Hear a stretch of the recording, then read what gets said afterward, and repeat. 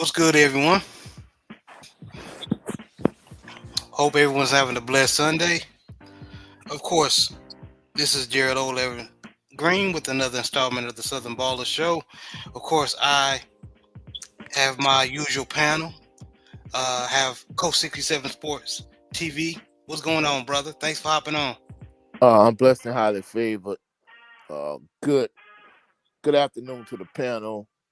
Peace and blessings to everybody watching. Y'all greatly appreciate it. We value y'all, and let's get it. Yes, sir. Yes, sir. And I have my other brother, Brent Fox. What's going on, Hey, man? salute everybody.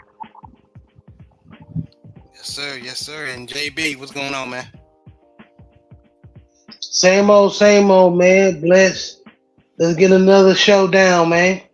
Yes, sir. Yes, sir. Okay, fellas, before we go into football, man,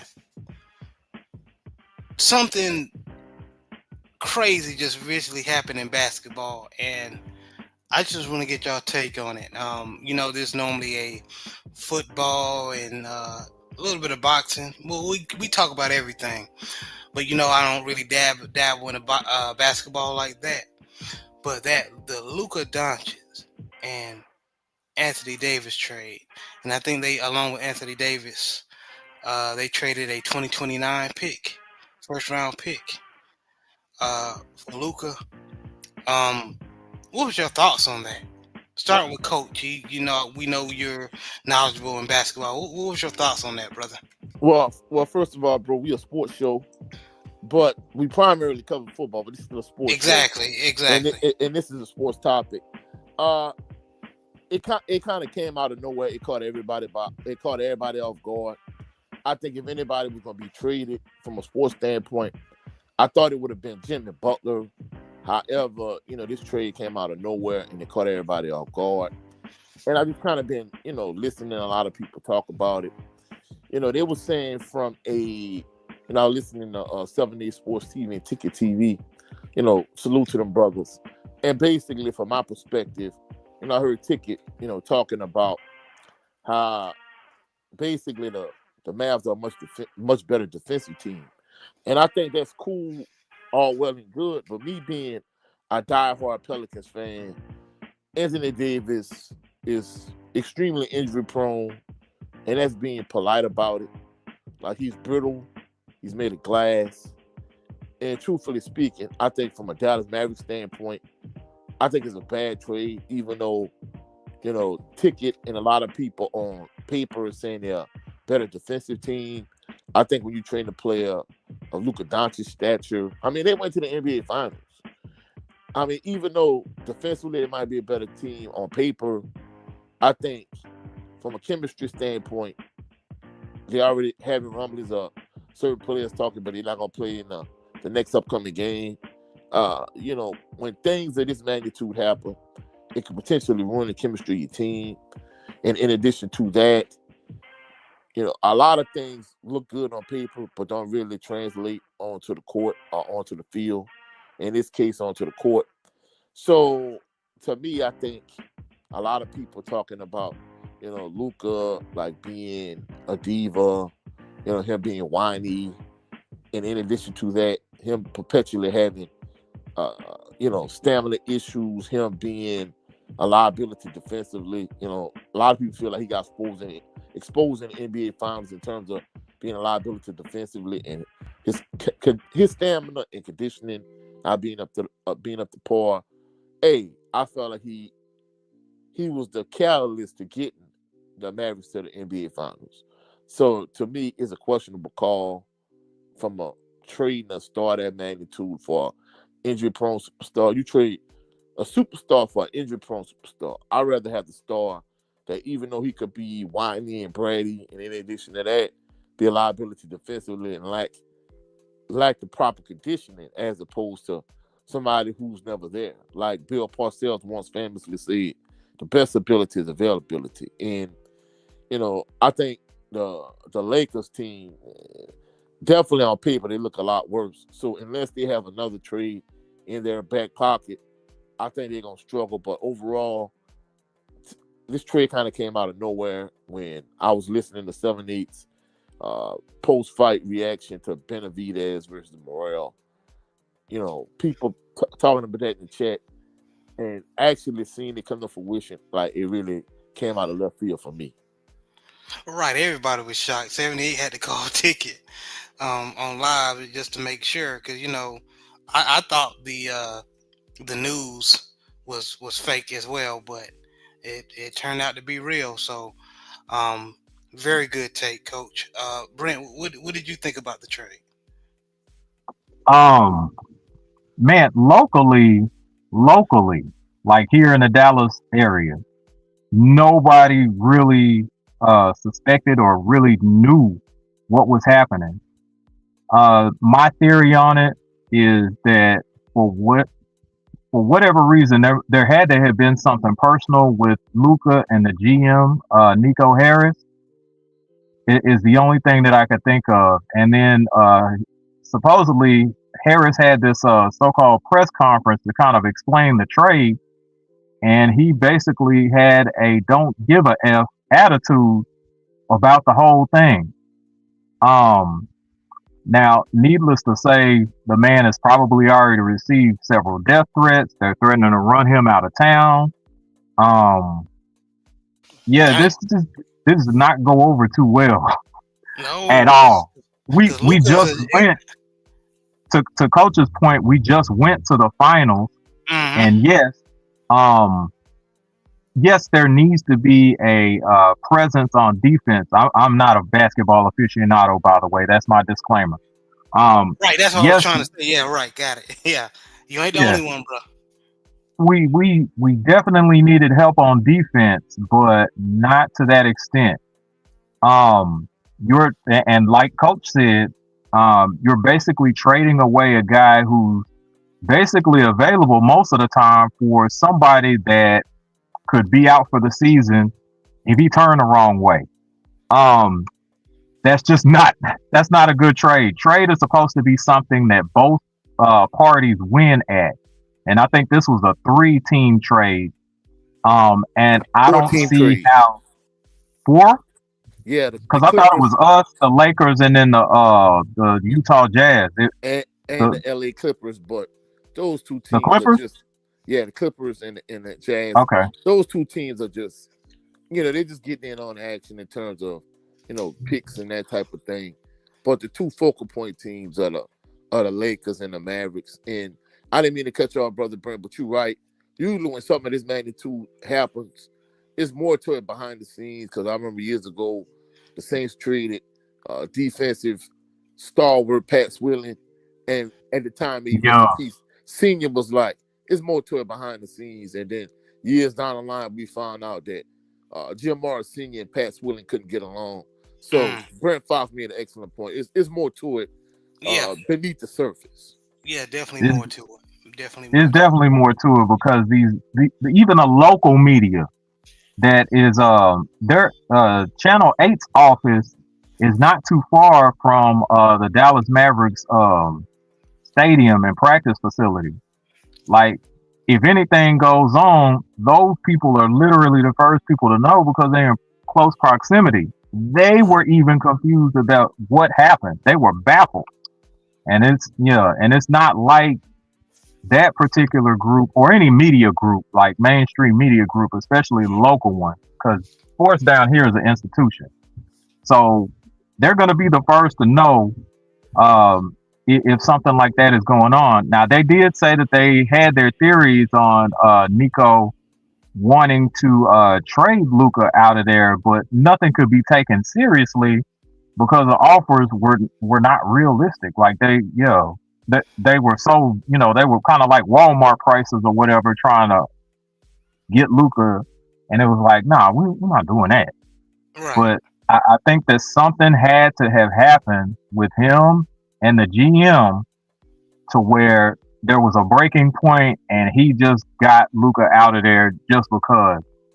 And again, if I was Nico Harris, I would resign and I would probably go to Las Vegas or whatever, because that's probably where he's going to end up anyway. Uh, with that other basketball franchise and just thug out from there. But I don't think that this man is going to be safe in the city of Dallas. This is not Brent Fox threatening the life of Nico Harris. This is Brent Yeah, Fox disclaimer. reporting what is actually taking place with uh with Nico Harris here locally in Dallas, Texas. But Fact. yeah, man, that is wild. But yeah, it had to have been personal. You don't get rid of somebody like that for little to nothing. And I'm not trying to scoff on Anthony Davis, but he's just not reliable. Like, to put it nicely, like Coach mentioned, he's just not reliable. So why would you get rid of someone that you literally built your team around? You literally built your team around this guy at one point, and you're just gonna throw it all in the toilet. Um, yeah, it had to have been something so personal that he just could not get over it, and I think that the team is actually going to suffer greatly for it. Like, yeah, this has already Yeah, pissed a lot of people off, and it's just not going to go over well, especially because if we start losing. I'm just not understanding. And like you said, I'm not a basketball aficionado as well. But on the cool, man, I don't understand how you would trade generational talent like Luca. Um, when you basically built your team around him, and just to trade him. And I'm not saying the exact and a very good example, Coach, when using the linebacker Pat Swilling from the New Orleans Saints. My other football analogy, not exactly like it, but are similar to this situation, but it reminds me of Saquon Barkley being traded to the Yep. yeah. And I'm not saying like the New York Giants was a winning during that time, because they wasn't uh, like the Mavericks are, but were. I'm gonna say were. But it doesn't make sense. That's why it's similar to me. The trade doesn't make. Why would you trade them to a already? Because the Eagles was already like a good team, and you traded them a generational talent at running back. Look where That, they I at think now you in hit the Super the. Bowl. I think you Go ahead. hit the nail right on the head as far as what happened. I think 78 had another video this morning about Luca not wanting to sign the contract. I guess he wanted more money, or he wanted out of Dallas. Who knows? But Mm, long story short, it was some issues with the contract. I think by what the brother Brent was alluding to, when old boy had that "I don't give a damn" attitude, it was like, I think that was just, he did, you know what he tried to do. He tried to work on the contract, or try to make things work. But when you got a player that probably won out of Dallas, out of the situation, there's nothing you can do. Um, and I think that's what happened. And I think as far as the trade, I think that was just okay. If we can't get somebody, Luca signed, we'll get somebody that we can work with until we draft who we want to draft in the future draft. So they got Anthony Davis. We know he injury prone. He's not going to be available all the time, but at least he'll be a bridger player to the draft and the next quote unquote superstar. But that's going to be hard to follow Luca though. yes, Lord. And Yeah, you it's got to gonna make it. realize, franchise building type players in either football or basketball don't just come along. Often those players No, are they don't. difficult to acquire. So I think they're just gonna have to make it with Anthony Davis, unless they could go get the best athletic trainer and the best doctor in the world that maybe could keep him together with duct tape and bubble gum. That's the only thing I can see. Right, and that's why I was confused. Like, going back to football, when our crazy Raven fans, we got in the Flock Nation talking about trading when Lamar was getting trying to hold out for his contract. They were talking about trading Lamar Jackson. I was like, y'all folk crazy. Y'all don't know how hard it's going to be to Bro, find another them generational talent. Jared Brent, we had some fans, and I think I think this came out of a coach's mouth. Some said they were gonna trade. It was possible for us to trade Lamar and get and draft Stetson Bennett. So we had Monken coming in as offensive coordinator. So I'm glad that right. Exactly. Yeah, So Stetson that's Bennett. just what exactly right. Go ahead, Jay. I'm sorry. No, no, you cooking, man. You basically about to say what I was about to say. Go ahead.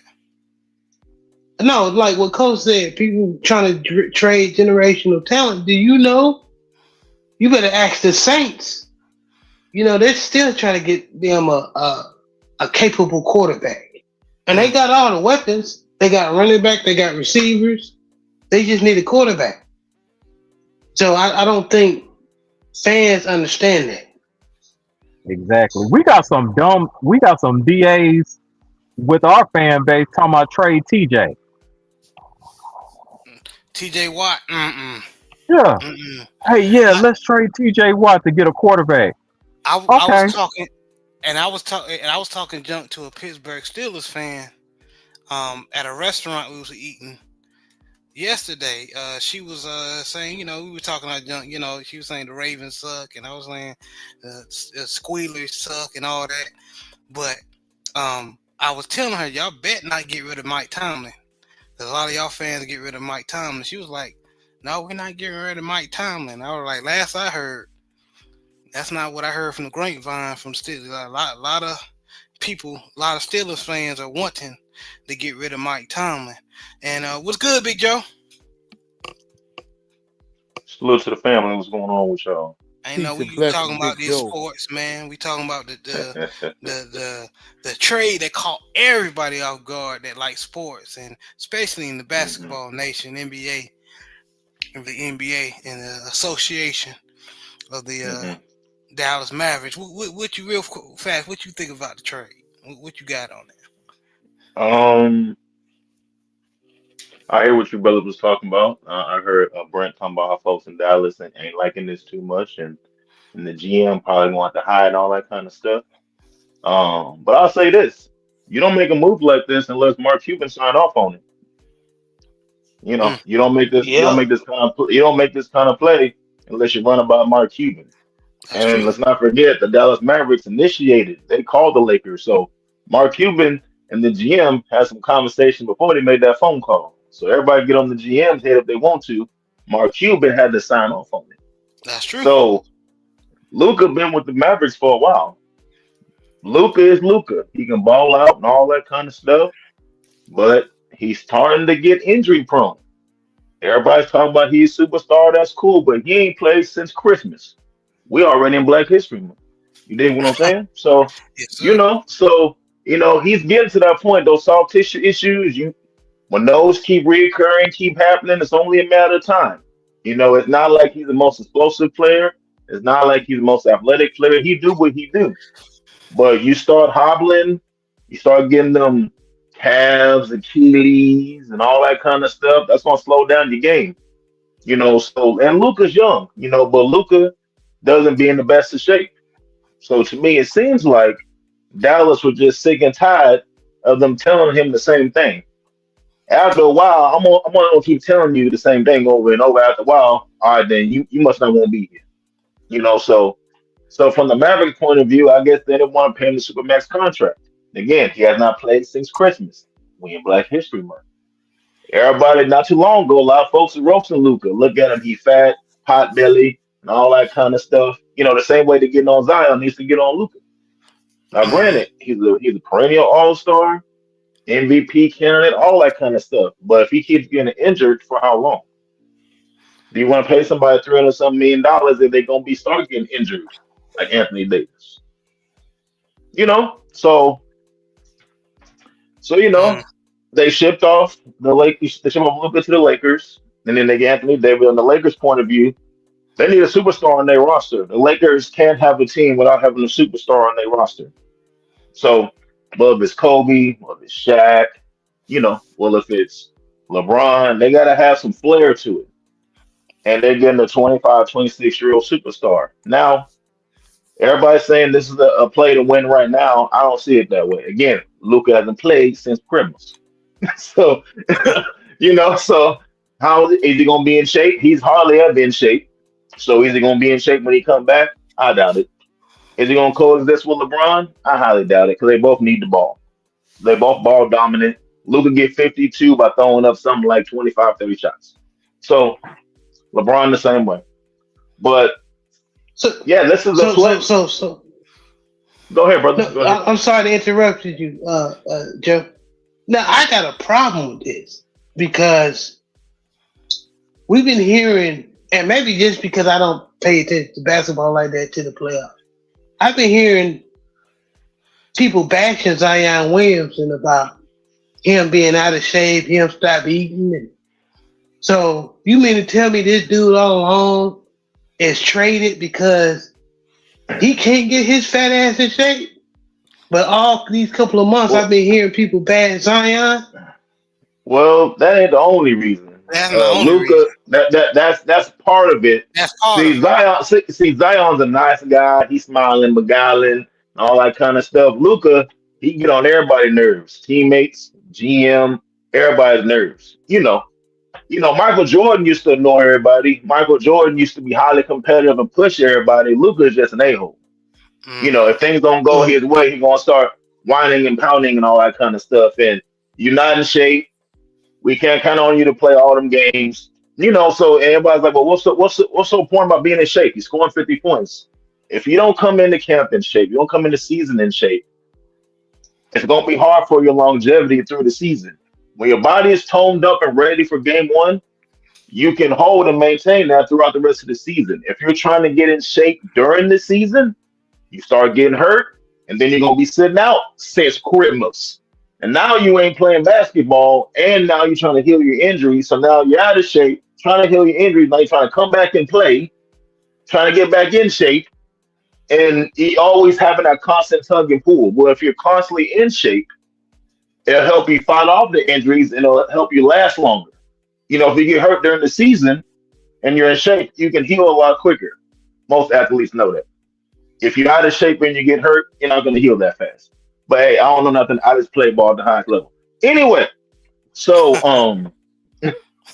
but yeah, so so they got and then again with AD, of course, AD's injury prone. AD, he came off with a hot year. He's looking like an MVP candidate, but then he kind of fell back and let LeBron do his thing. The Lakers they're not gonna resign or pick up his option after this year anyway. And the Lakers are looking to take back control from LeBron. This was kind of LeBron's team. LeBron came, they won a championship in the bubble, and then Genie and Pelinka, they fell in love with LeBron, and they kind of let LeBron do his GM thing. So now they're seeing things are kind of going a little downhill. Yeah, we're gonna go ahead and take the power back. You brought in AD. That was your boy. So we're gonna slide and get rid of him because they call us about Luka. Luka's young, and he's gonna be in a Lakers jersey for the next 10 years if we sign him to a good contract. LeBron's gonna be out in a year or two. So LeBron about to retire regardless. So I don't see LeBron playing 3, 4, 5 more years. He probably got a good year or two, then he's gonna retire. So the Lakers get their 10-year All-Star. The Mavericks, they get their big who's athletic, who can shoot the three, and also a rim defender. They got Kyrie who can throw them lobs, and then you got Clay who's not want to play like Clay now, who can hit the three. Y'all still in winning contention. The Lakers are not going to win this year. They're planning for the future. Y'all still have a chance to win right now. So, and again, if everybody want to get mad about why this trade happened, get mad at Mark Cuban. He signed off on it. And to kind of further reiterate Joe's point about Zion, the thing you have to realize is Luka, even though he's out of shape, he's still a perennial all-star, and his trade value is much higher than Zion's trade value is right now. As a Pelicans fan, Zion Williamson, his trade value is low, and if David Griffin gonna move him, he gonna have to wait till the off season. He only gonna be able to pull the trigger on that type of trade during the summer. He not be pull the trigger on that type of trade right now, and especially with you, interested in moving Brandon Ingram because he made it clear he's not gonna re-sign, and y'all now give him a long-term deal. Then you want to move C.J. McCollum and DeJounte Murray. You just got him; he out for the rest of the year. So at this point, you really can't trade Zion, even though your turmoil is in franchise. So even though Zion has the same issues Luka has much higher trade value, and like we were saying earlier, he just coming off a finals appearance too. So hey, But I will say, if I saw Zion play earlier this year. Zion is an explosive player. He's a big body guy. He built like a D lineman. He got big legs. Has a lot of power, like explosive. He easily be a 3 technique or a 5 technique if he wants to be. He could easily be like a oh boy who played for the Chiefs on the D lineman. you talking about What's the Jones? brother name? Yeah, he can be like Jones. He can be something like that. So but yeah, but again, he can't stay healthy. He's another one who can't stop eating. So Yeah, and he can't stop eating, and he's off the field. He a little distracted by by the women's. So yeah. so but this has been going on with Zion for Zion's weight issue has been an issue since he got into the league. So his best shape that he was in is when he was in high school. In high school, he was pro ready. If he can get back to his high school shape, high school weight, he can play all season. But right now, What? Well, it's I ain't not gonna it's lie. not gonna happen. I ain't gonna lie, Joe. This year, he came to camp like the best shape his entire season. Oh no, he was ready at the beginning of the season. But the problem Hmm. is, if you blowing him too hard, he get hurt. And then this where the issue comes in. Once he gets hurt, while he's injured, he doesn't eat properly and his Yeah. weight balloons up. So it's like 7-8 would say, it's a vicious cycle of, yeah, all right, hey, Mhm. you get hurt, and then while you hurt, you don't eat properly. You get out of shape. Now you come Yeah. back, you got all this extra weight. I mean, I think they say he got down to like, if I'm not mistaken, he got down to like 270. And he got hurt. And from what I understand, he ballooned up to like Yeah. over 3 bills again, And I'm and like, and, damn, and how that you go? and How you that gain and that 30 pounds in that short of time? I yeah, mean, think and about that's it, on bro. and that's on him. Yeah, He can't blame nobody else. That's on him. You're a professional. If you can pay a chick $500,000, you can get a personal trainer. Yeah, You can get somebody. You can get somebody who can cook for you. they You know see what I got a mean? person on the So, shelf, bro. They see got a right. person on the well, shelf. yeah, They say it, man. man, He, he ain't listen to him, bro. that's a big mom and them cooking. That's who that is, man. Well, I don't know. Personal, I mean, unless he personal unless chef, he all right. unless he did this for local TV, they showed a person the chef preparing meals for him. You know Nah, what I'm saying? nah, nah, nah, nah. So I mean, maybe he did it for the optics on TV, Mm-hmm. but it is a Most constant likely. cycle of him getting hurt and ballooning up. And the crazy thing about it is, he came in such great shape in training camp. In the first game of the season, they played against the Bulls. They're like, "Oh, he can't play because he got a hamstring." I'm like, "What?" So yeah, he another one. They need to get rid of him too. You feel me? That's that midnight snacking. That's all that is. Yeah, They're going most likely. sneaking off to Taco Bell at 12, Nah, 1 o'clock. no, that's getting them Kirkland cookies from Costco, them Mm-hmm. chocolate chip joints. You getting them, putting them in the white microwave 20, 30 seconds, get them nice and soft. You can go ahead and get you some hot chocolate and whatnot. Yeah, that's what Yeah, that is. yeah. He probably drinking whole 2 liters Yep. of Sprite by itself. Yeah, yeah. That's what he's doing. You feel me? Yeah, yeah, yeah. It's crazy, man. But I just wanted to get everybody take on that. But good stuff. And Brent, he ripping and running, so he might join back and hop back on or not. But I appreciate the brother for joining us while he ripping and running. Um, but let me salute everybody in the chat, man. Uh, my beautiful sister Ravens Talk with Yolanda. She says hello, everyone. Salute, salute. Appreciate you stopping by. And we got another great content creator, a big red host of Big Boy Talk.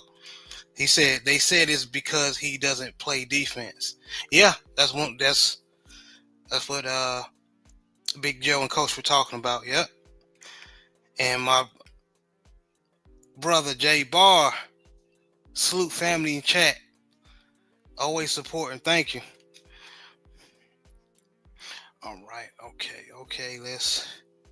Let's get into back into football, fellas. All right. I want your opinion on this. And everybody was had a lot of. I was gonna say little bit more. No, the more than a lot of people were complaining about the conclusion of this championship.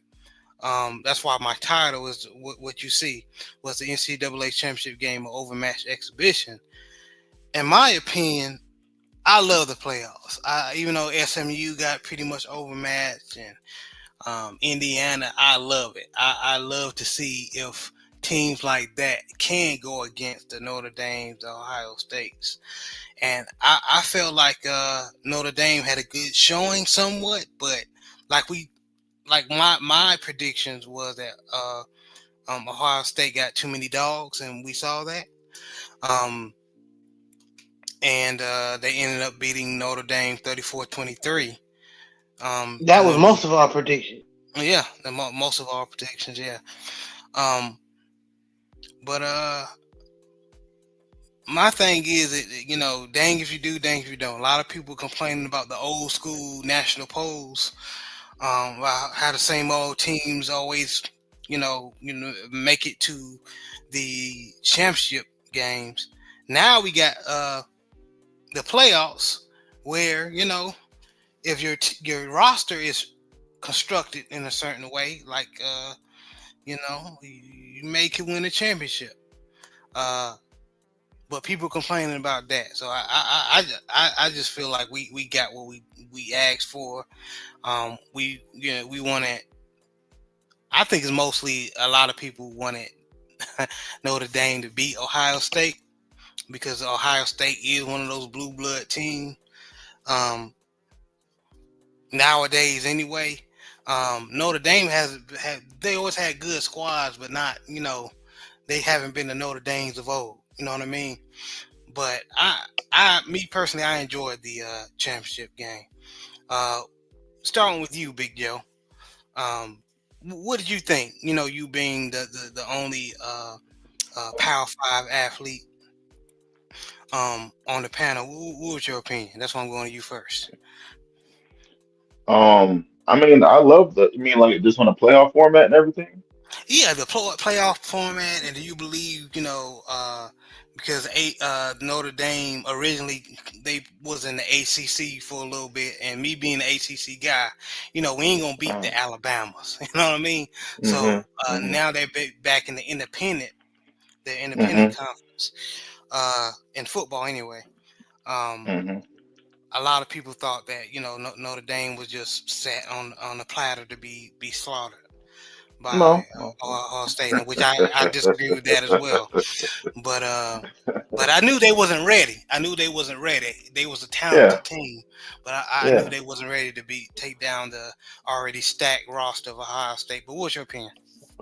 Yeah, I love the playoff format. Again, folks was complaining when it was only four teams. Folks Hmm. was complaining when there was no playoffs, and now folks complaining now. So I mean, this was actually the best playoff series by far. I believe everybody who got in Hmm. there deserved to be in there. Everybody went through the gauntlet. I mean, a lot of teams got upset. So I mean, there's some teams who are supposed to be there supposed to be there. So, just because Notre Dame was outmatched by Ohio State didn't mean that they didn't deserve to be there. I mean, they went through the gauntlet like everybody else. Again, they lost to Northern Illinois University. If they lost Hmm. another game after that, they wouldn't have been in the playoffs. They had to Right. win all the way out, and they won all the way out. So what's the problem? I mean, and again, Ohio State lost to Michigan. If they lost one more game, they wouldn't have been in the playoff. They had to win out. So and again, if Notre Dame would have beat Ohio State, everybody be like, "Oh man, this is what I'm talking about. This the playoffs worked." So again, it's damn if you do, damn if you don't. Hmm. Everybody who was in there deserved to be in there. Ohio State was just a better team. So some folks may say, okay, well, Notre Dame needs to get in might needs to get in the portal. But Notre Dame, they kind of operate kind of like a Clemson. They don't just be reaching the portal, grabbing everybody. You know what I mean? So because they have their own beliefs, and you don't go to Notre Dame for, you go there because you want to be there. It's kind of like going to a Stanford or something like that, to a degree.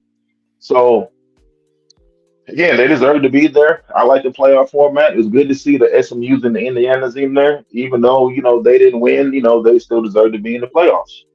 So kind of like everybody else was saying last year, how Florida State, how they deserve to be in the playoffs, even though they got smacked by Georgia the next week. They some folks say they still deserve to be there. So shout out to Notre Dame. They went in there, they tried. So that's all you can ask for. But everybody who played deserved to be in there. My only complaint is I feel like we wait enough that the game took too long for us to get there. If they can shorten it up the schedule a little bit, then. But other than that, everything worked out the way it's supposed to. I agree. I definitely agree. Well said. Well said.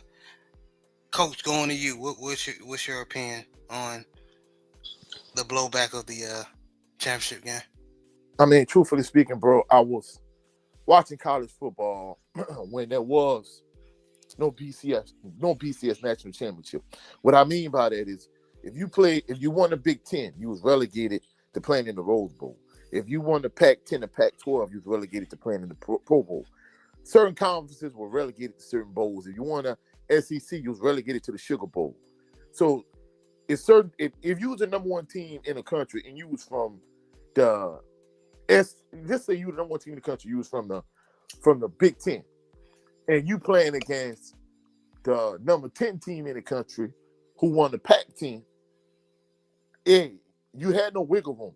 If you was in the Big Ten, you had to play in the Rose Bowl, and you might play the number 10 team in the country. Whereas the number 2 team in the country is from the SEC, and they playing against the number 3, number 4 team in the country. In those instances, depending on how those two games play out, you would have had either a split national championship, or the number 2 team would leapfrog the number 1 team. The number 2 team had an impressive enough performance, and the number 1 team won, but they struggled. So in that instance, you didn't even get the 2 best teams playing against each other. Then you transition to the BCS national championship to the standpoint where now you get like the two best teams not relegated to playing in certain bowls. Everybody else relegated to their normal bowls, but the number 1 team and the number 2 team play against each other. That way, you have no split national champion. And then in certain instances, you still can get it. The number 1 team and the number 2 team play against each other, and it's a dog fight. And you get the number 3 team and number 4 team, and number 3 team blow the number 4 team out. If all 3 teams undefeated going into their games, you still get a split national championship. Then you open it up to the playoff system, and then guess what?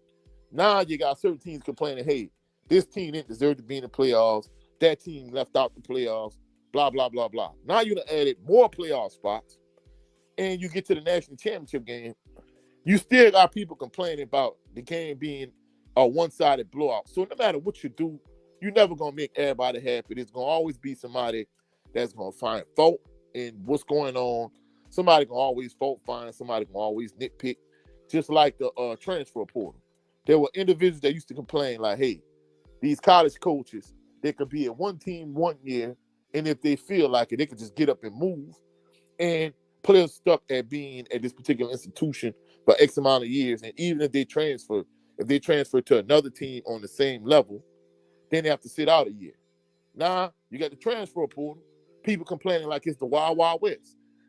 Player can have a good year for your school, and if he has a good enough year, then guess what? He could up and leave, and he could get him a bag through the NIL. If he just don't feel like being there, he could just up and leave. Then you have people complaining about players not being compensated, and the NIL, come into play. Now they complaining, hey, these players just out for money, whoop the whoop the woo, And then, to make matters worse, they were saying, hey, teams gonna always pay players under the table. A lot of people used to complain about how LSU players were getting paid under the table. It's not fair. Teams like LSU have a competitive advantage. Now you got the NIL in place. Now people complain about Ohio State just having a loaded roster. That's why the game was so lopsided. Not really taking into consideration that Notre Dame made a push at the end and could have made the game close and they could have potentially won had things going the right way for them. So at the end of the day, bro, you're not gonna make everybody happy. Somebody gonna always complain. I'm gonna use my channel as an example. I mean, it's a weird example, a weird analogy, but guess what? 95% of the people that come on my channel love my content, whatever the case may be. But you got 5% that come out of nowhere, make weirdo comments. You know, this one particular person, no matter what the video is about, they always have a negative comment. So at the end of the day, bro, Yeah. you got people that's contrarians, that's gonna complain, that's gonna fault find, that's nitpick, that's malcontent individuals, that's miserable, that their life sucks, and everything in life sucks to them. So you just can't, certain people you just can't make happy, bro. At the end of the day, I thought it was a great game. I thought, I didn't like how Notre Dame fell down so far, but at the end of the game, they made a push to get back in it, and it wasn't an all-time great game, but it was a good game. I don't see what the complaint is about. Yeah. Yeah, I definitely agree.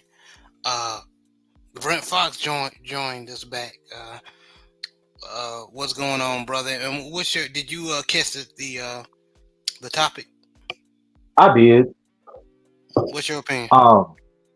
So my opinion on this is echoing what Joe and Coach said.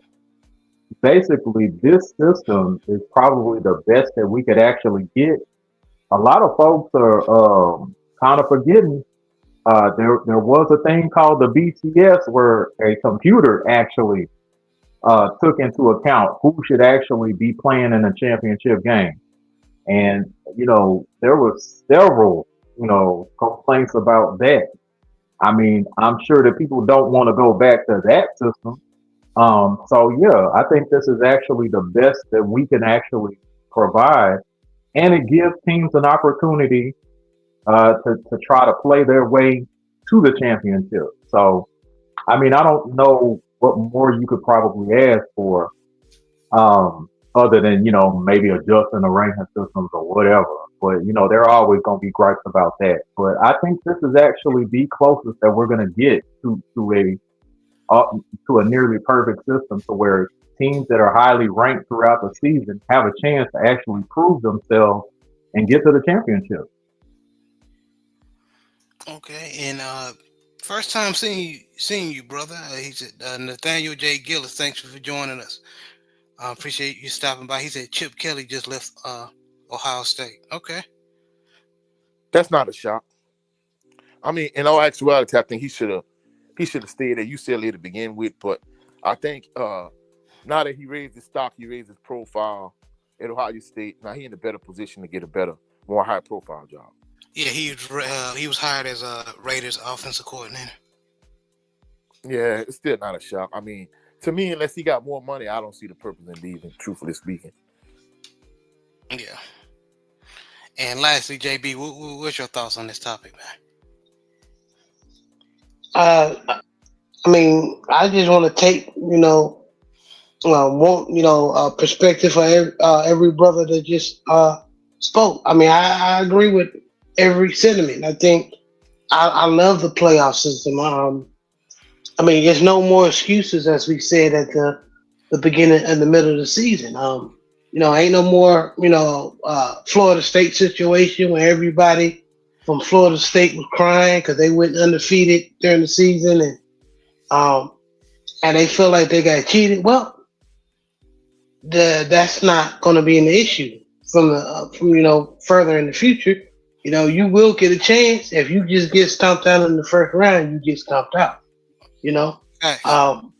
But everybody's going to be deserved. Everybody, like Big Joe said, everybody is going to be there because they won games.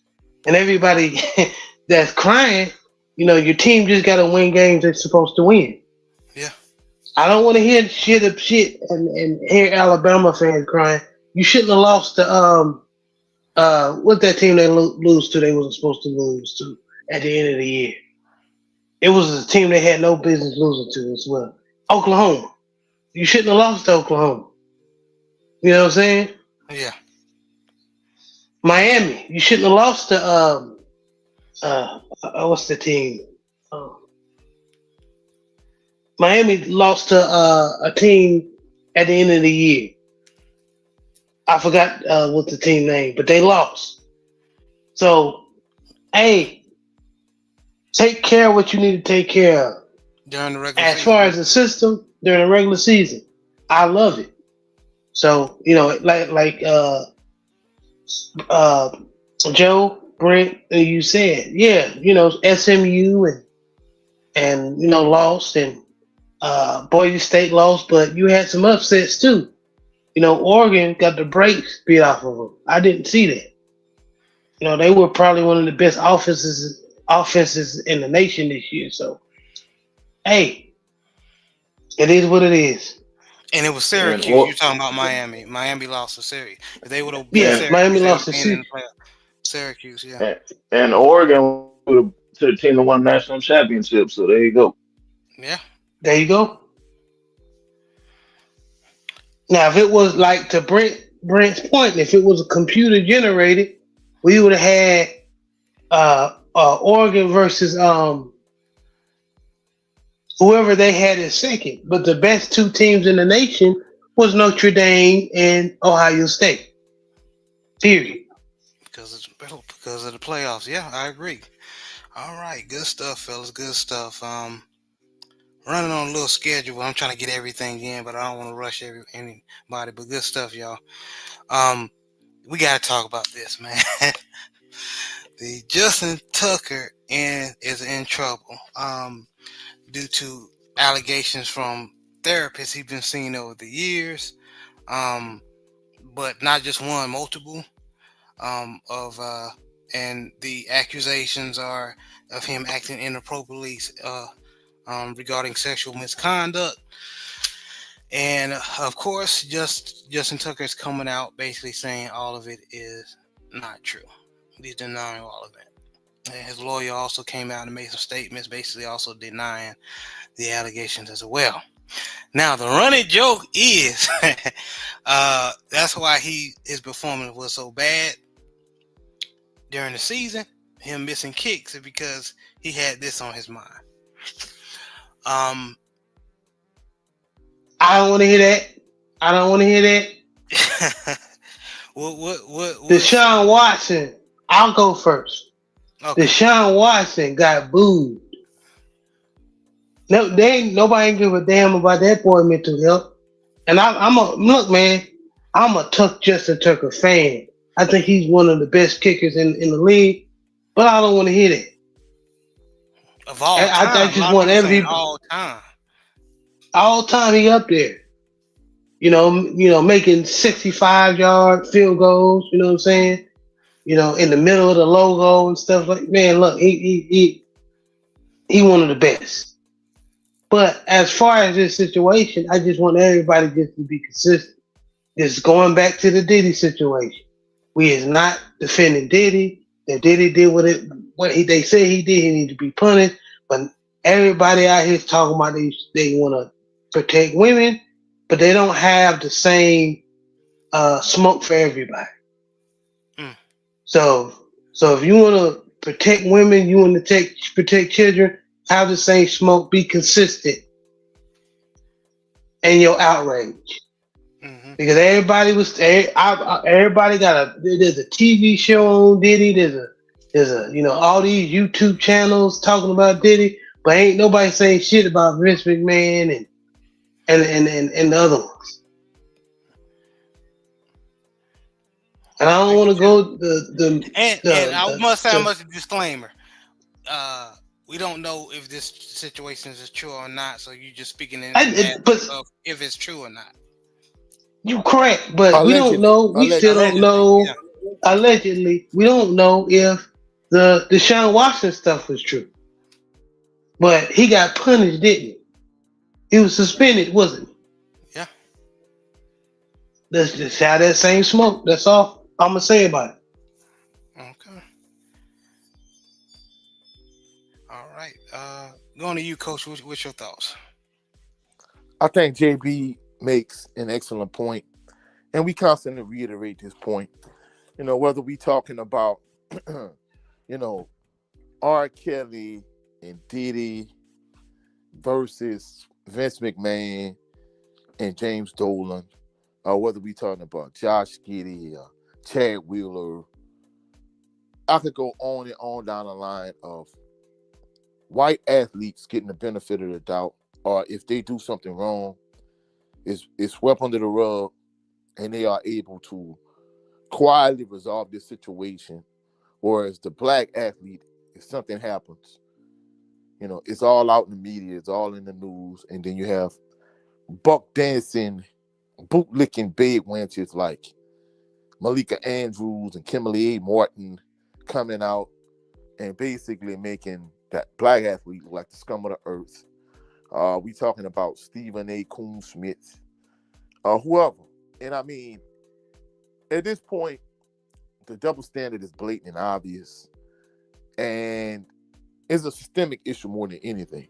It's hey, something happened with Garth Brooks. Who cares? Something happened with Diddy. Hey, you're gonna have every black YouTuber making 50 no Diddy videos, and Diddy did this and Diddy did that, and trumping up allegations and having all the sensationalism. I mean, and it kind of goes down the line. We could give you an infinite amount of examples, but at this point, I feel like it would be beating a dead horse, and we know it's not gonna be the same energy for Justin Tucker as it would have been if it would have been Von Miller, or if it would have been, another black athlete who had allegations against him. So the double standard is ridiculous at this point. I feel like we beating a dead horse. I highly agree, man. I definitely agree. Big Joe, what's your thoughts?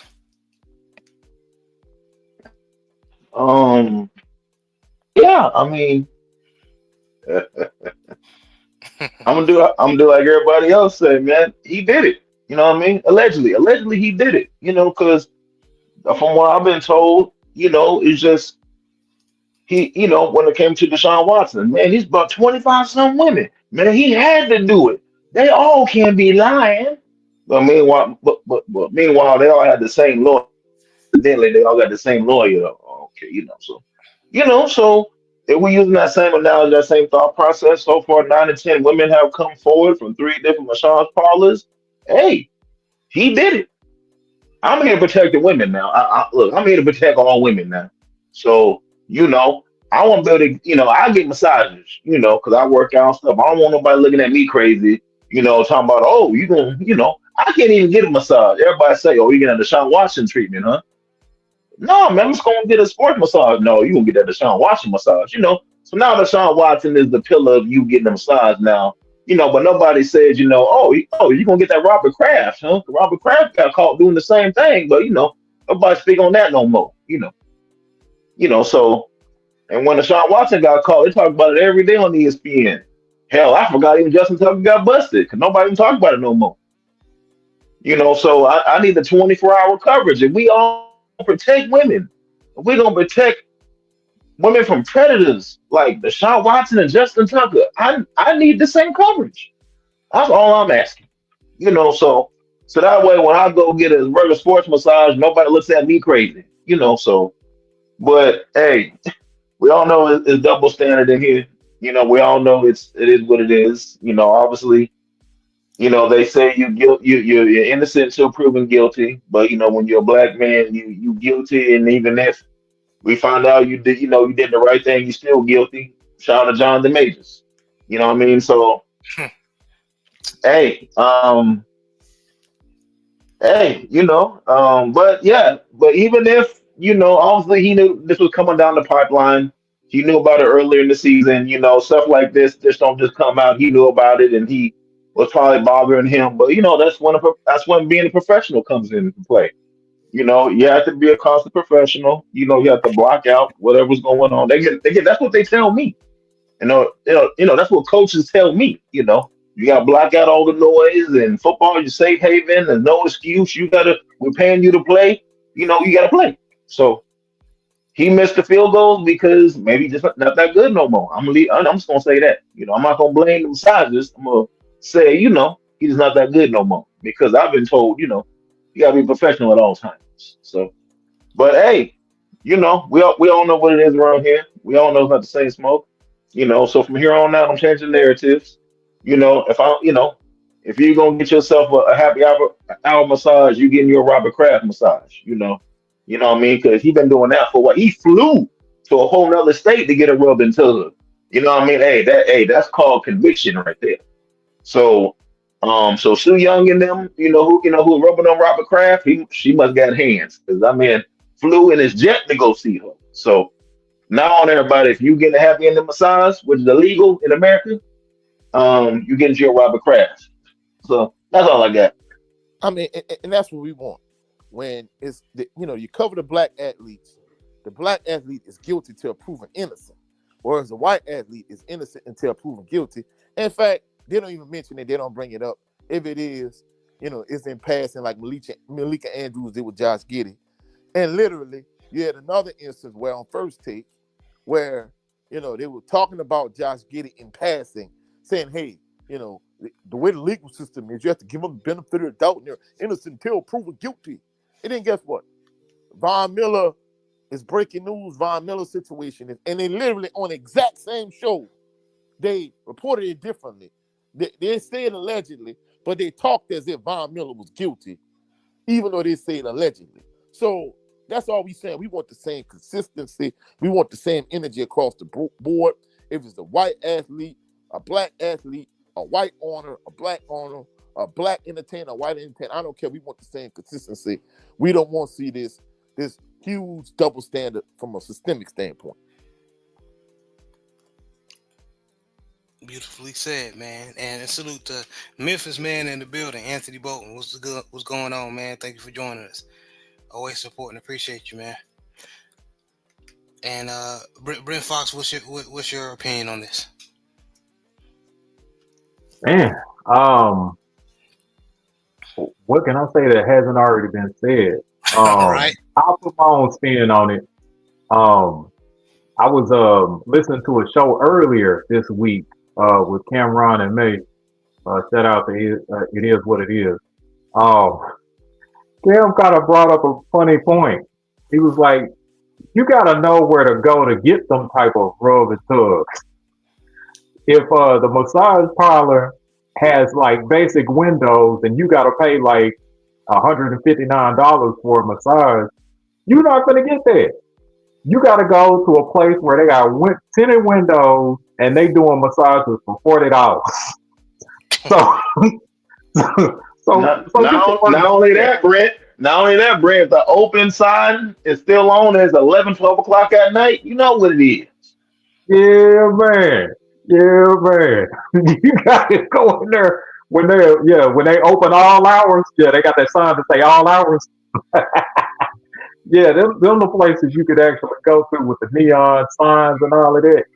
That's where you go. But also, man, I mean, it does kind of explain why he might be missing a few shots that he usually makes. If you can't get that third leg massage, I mean, your timing might be off.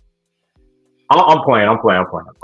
All right, but seriously, I think that keep in mind, ladies and gentlemen, he is a Steelers fan, so he gonna take this opportunity. Wait a minute. Hold on. Wait a minute. Go ahead. Hold on. Wait a minute. If he want his third leg massage, hey, Brent, he should just holler at his wife, right? Oh, my bad. I'm sorry. My bad. Oh yeah, you gotta. Sometimes you gotta leave things to the professionals, Joe. Oh man.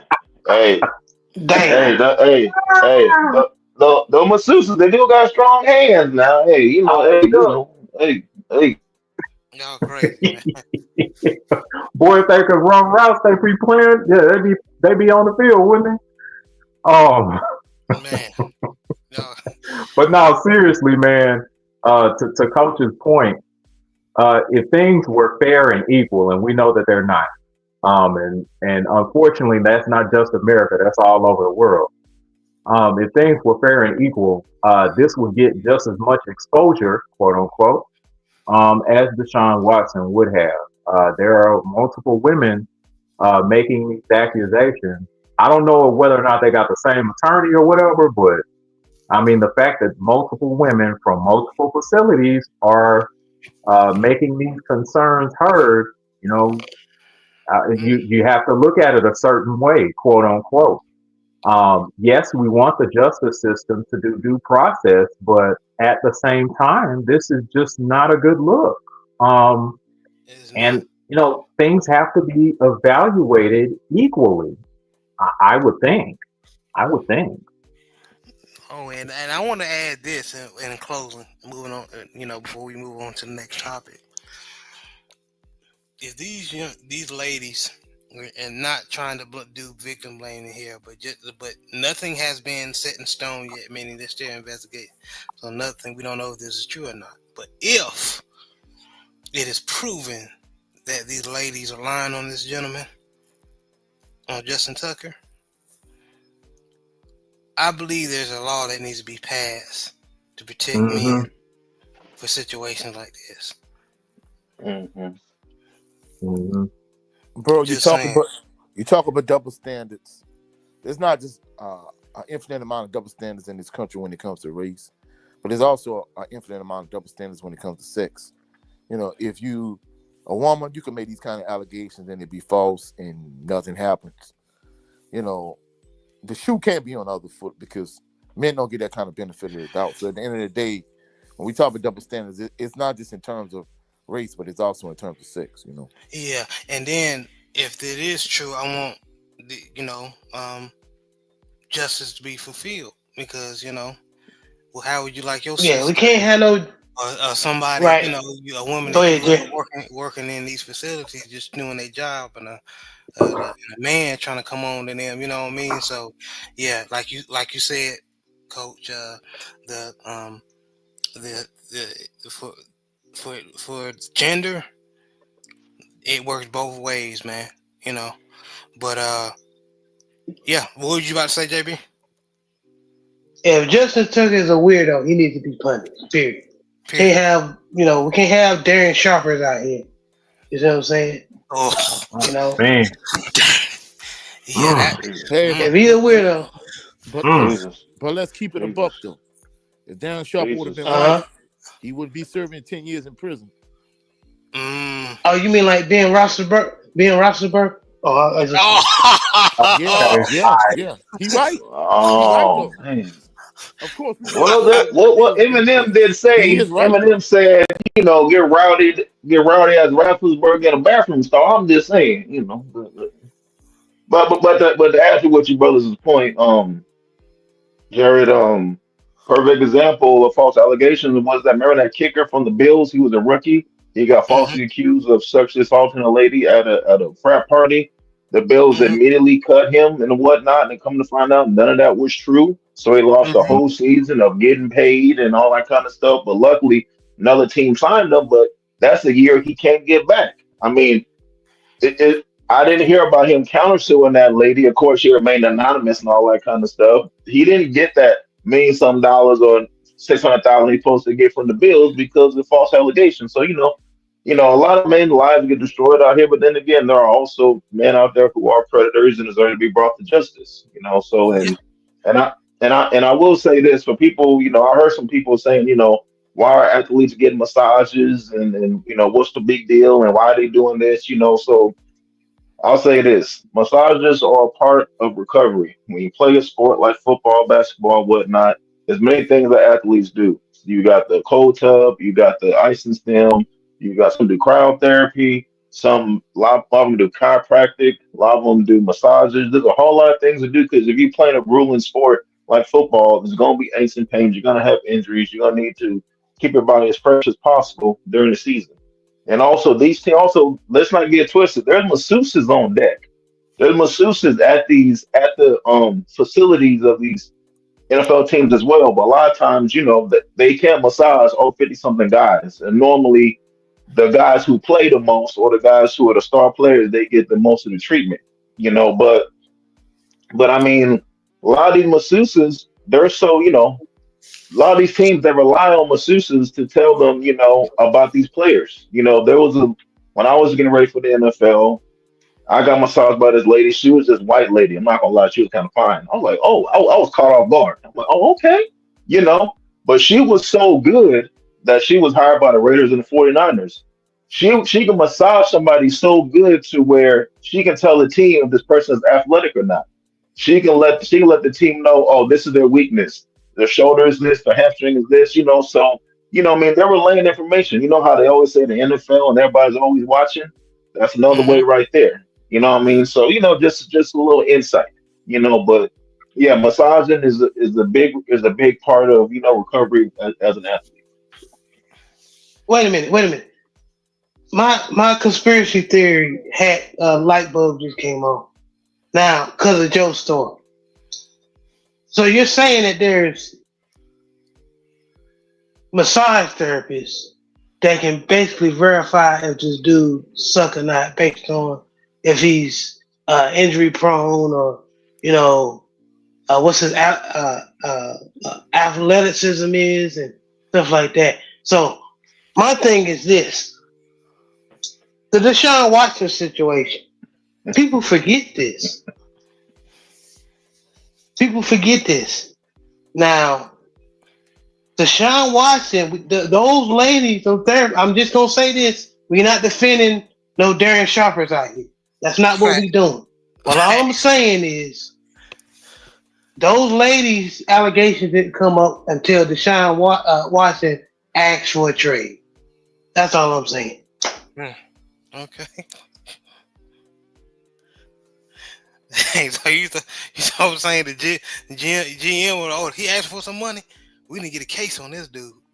Hey, But but I will say, normally, if you have enough money to where you can hire a masseuse, normally you try to stick with one. If you're going all over the place getting different masseuses, something's a little off about you. Normally, you just stick to your one masseuse, like Shannon Sharp said. He had the same masseuse for like 15 some years. Normally, when you find one, it's kind of like finding a barber. You're not gonna go around to five, six different barbers. Once you find that one, you're gonna stick with it. So if you got no bread, you're gonna fly in your masseuse to get you going, all that kind of stuff. If you don't use the one at the facility, so a lot of times players they be in there all day. They don't want to stay there an extra hour or two to get a massage. They rather get that done at home, so or on their own convenience. So so if you're going to 6, 7, 8, 9 different masseuses, you know, that's a little shady. Right. Yeah, I ain't gonna lie, don't look good for Justin. Yeah, it don't look good. So disclaimer again, we are not defending um the weirdos or anything. We just saying if this is false, then the people that are accusing him needs to be held accountable as well. But if Justin is guilty, then yeah, he needs to be punished. Um, but man, salute to man one of the best to ever do it. Sip the Tally Films. Sup, Jared? Man, what's up, Coach? Uh, what's up, y'all, Coach? if y'all want to see some good content regarding not just Baltimore, because he covered Baltimore Ravens, but just going over film and then just picking apart plays, man. This is the best dude you can watch on YouTube. I'm sorry, he's one of the best. You know what I mean? And he's very underrated. But he's getting a good following as well as deserved. And got others, uh, like Sister Ravens Talk with Yolanda and Hendo and um, Lunch Break Hot Take, all them brothers and sisters doing their thing, man. Um, but yeah, yeah. Anybody? We basically cooked on this topic. Is there anything else y'all on your mind before we move on? I don't have anything. Yeah. Justin do look like a weirdo in his picture, though. I ain't gonna lie. Well, I will say it is a known fact that there's an owner in the NFL who resides in the Lone Star State, and he has an infatuation with prostitutes. But he's still the owner. Nobody made him have to resign. So I'm gonna leave it at that. Oh, shucks. Jerry Jones. Hey man, It gotta be keep that my one name out your mouth. Keep my name out your mouth. I'm the real OG around here, baby. Y'all want to talk about that trade? Y'all talked about that trade, didn't you? Say that's who really won, though. That's who really won in that whole trade. Jerry Jones.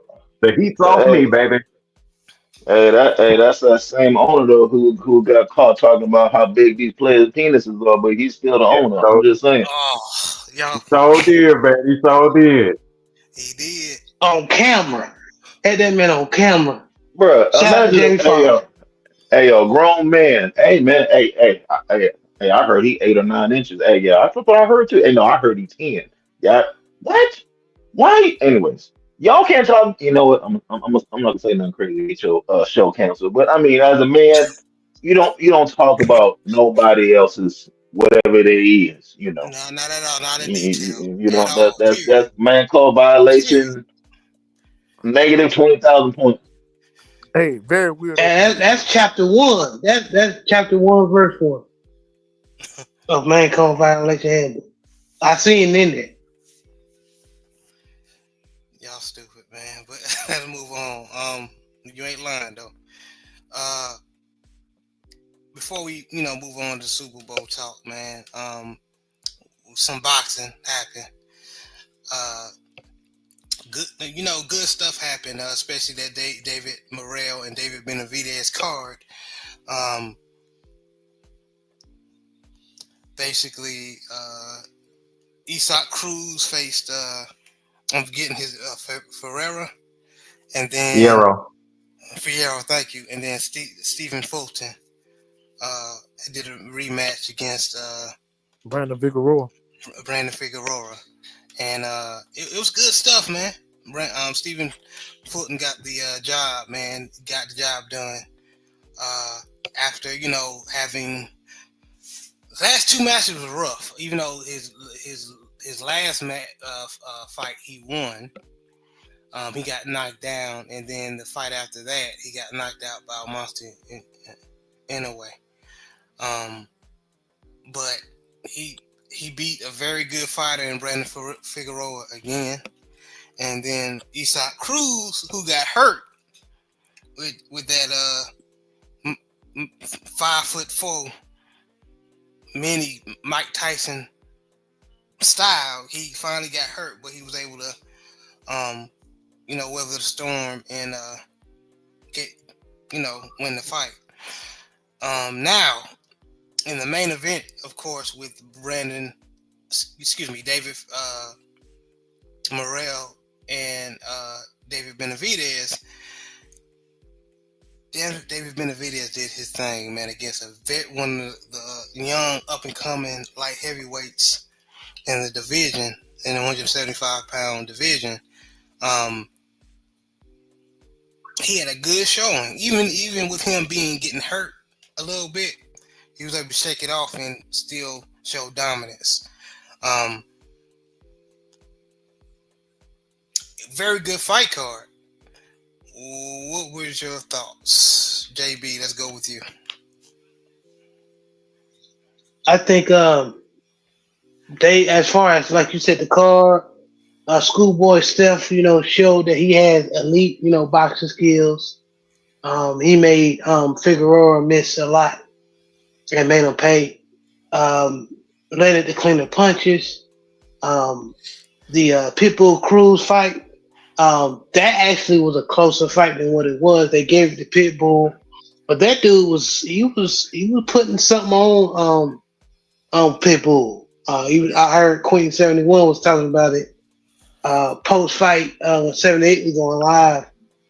She was right. That dude was putting something on Pitbull, but hey, Pitbull still was he was the more aggressive fighter. He kept coming forward. He was like a bulldog. And as far as the main event, hey man, David Morrell, I think what worried me was he basically what worried me came true. He was that experience kicked in. He didn't once he get more fights, he's gonna be a dangerous fighter. I think this loss is gonna help him. I think David Benavidez is just too dominant. He's been in wars.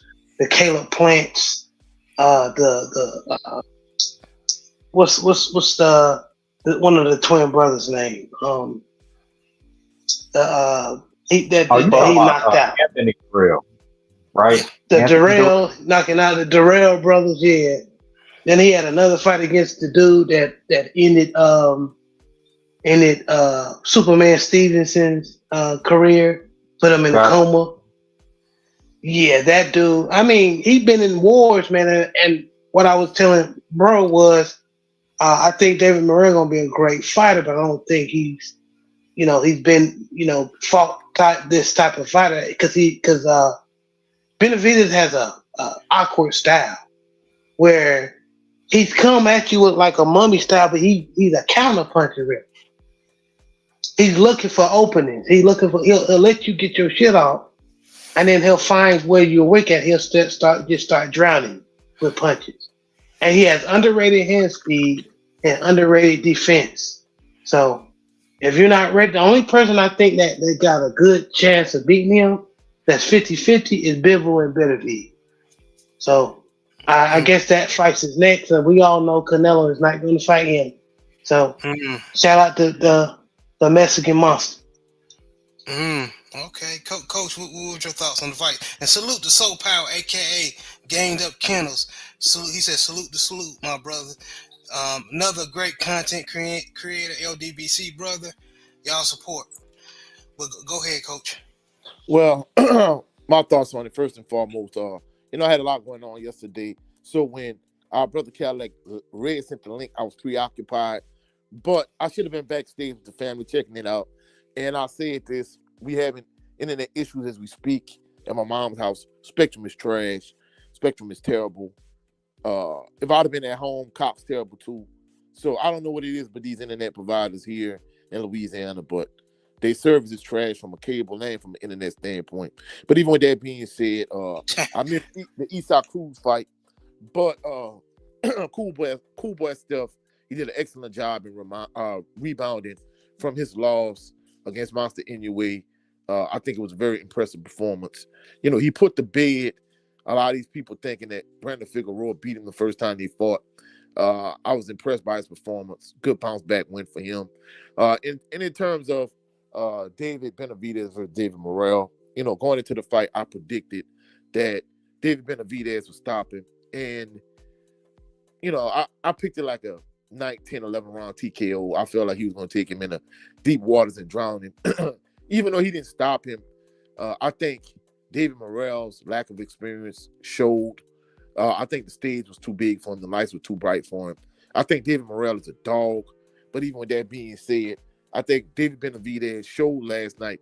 This is why Canelo has been ducking him for years at this point. Been avoiding him like the plague. Been avoiding him like COVID when COVID first came out. There's a reason why Canelo don't want no smoke with David Benavidez. In my mind, even though this fight happened at light heavyweight last night, there's a reason Canelo ducked this guy.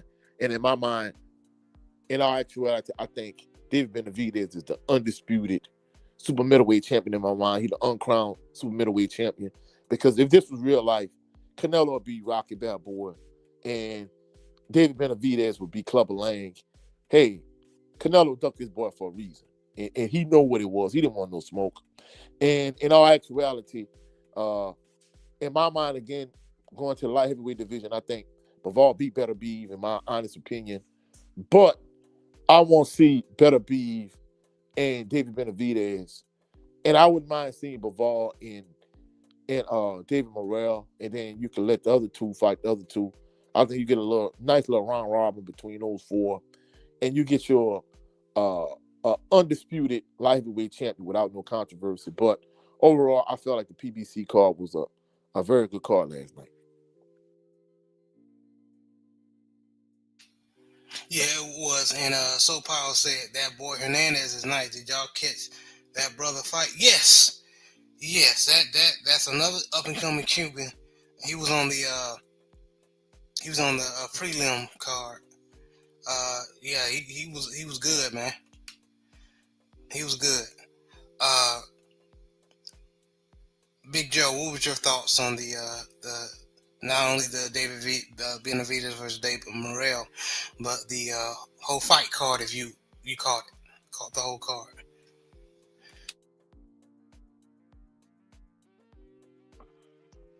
Yeah, I mean, yeah, I watched the prelims, and I watched the prelims. So yeah, nobody brought it up. There was shout out to Moten. Moten, he looked phenomenal. He looked like the prospect that everybody says that he is. He came in shape. You know what I mean? Like, he built like Mighty Mouse. You know what I mean? He's a swole a little homie. You know what I mean? So yeah, he looked crisp. He looked good. I was very impressed with his defense. What I mean? He was holding the phone a lot. You know what I mean? So, what I mean? Yeah, He was We taught forgot very, about Molten. Yeah, Molten look good. yeah.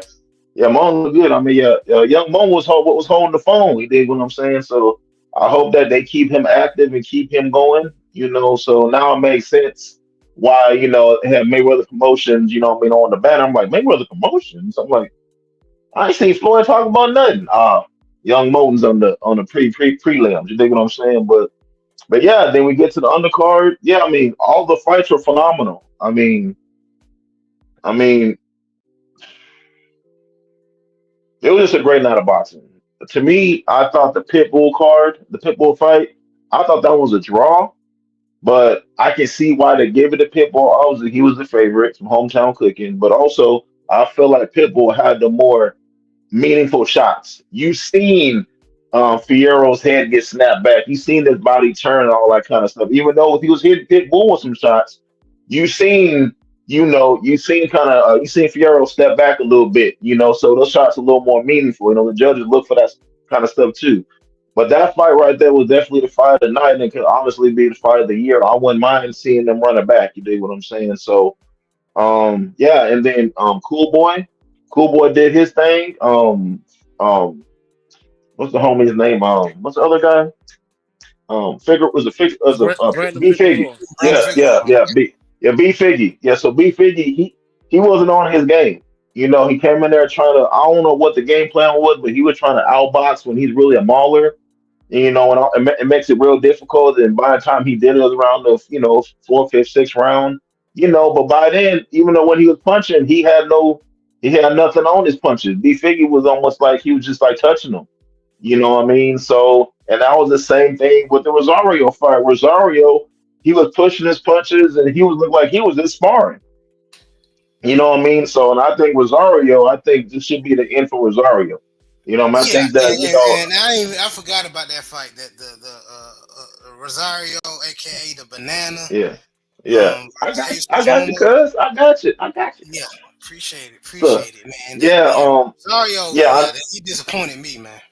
yeah. I know Rosario's been through a lot. I know he's been suicidal and been thinking about some stuff, and trying to get the mojo back, but cuz ain't got it no more. You know what I mean? Cuz ain't even a gatekeeper. You've been dropped your last, well, 5 out of 4 fights. You either been dropped or, they stopped the fight, and afterwards he was obviously crying and whatnot, so, but, I think Banana should just hang it up for show. I mean, you had a pretty good career. Hopefully he saved you money, and whatnot, but I think it's over for homie. But shout out to Banana. Thank you for, what I mean, for entertaining the fans for how long, for how long you did. Even though he's like 20, what, you 29, something like that. So, He only you know, 29, yeah. yeah, so, but yeah, shout out to Banana.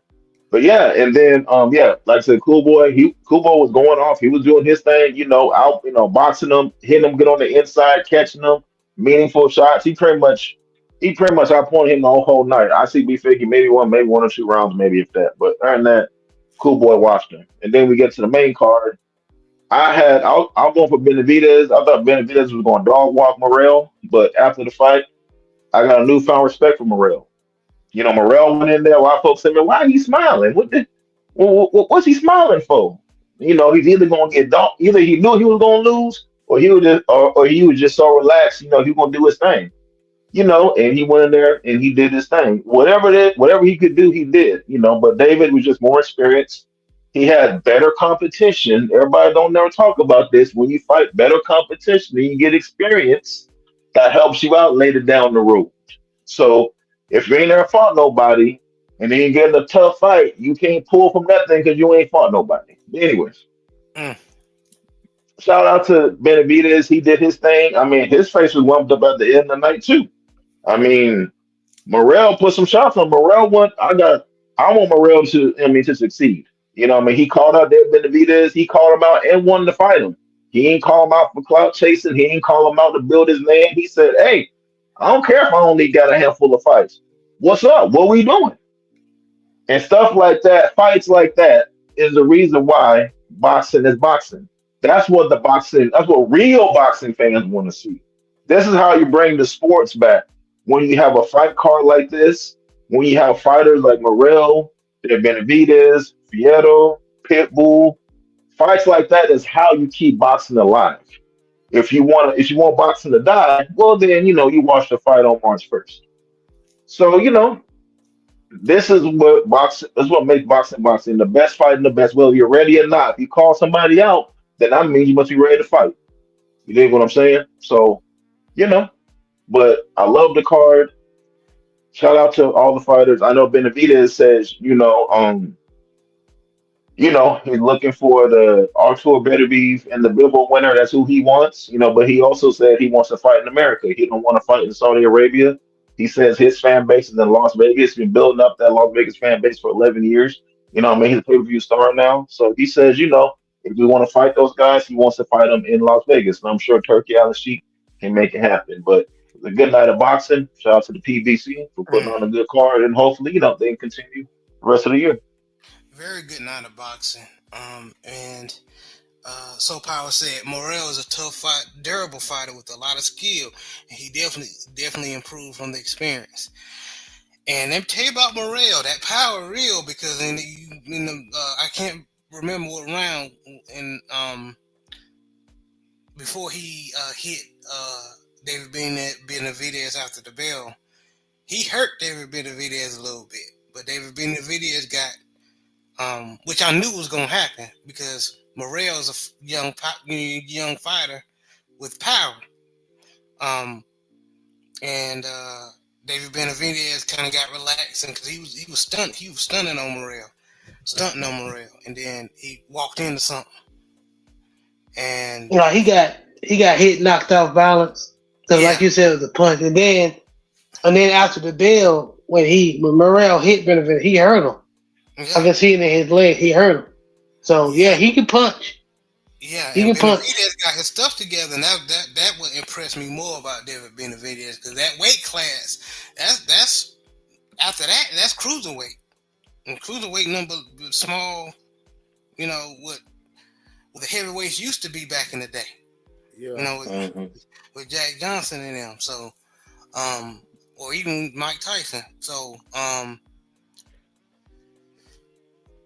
David Benavidez, how he was able to, stay focused, man, and recuperate and stay, not walk into anything after that. David Benavidez is very dangerous. How he was able to recuperate with within adversity, and so we saw Beterbiev do it as well. Beterbiev he fought this English dude. The English dude called Beterbiev flush. Knocked him down, and Beterbiev was like on skates, and he recuperated and knocked old boy out. So with that weight class, you gonna get hurt.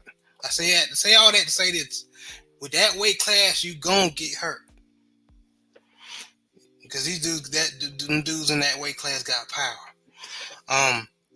But lastly, Brent Fox, what was your thoughts on the card in the main event? I actually thought it was a really good card. I did enjoy the Pitbull versus Fierro fight.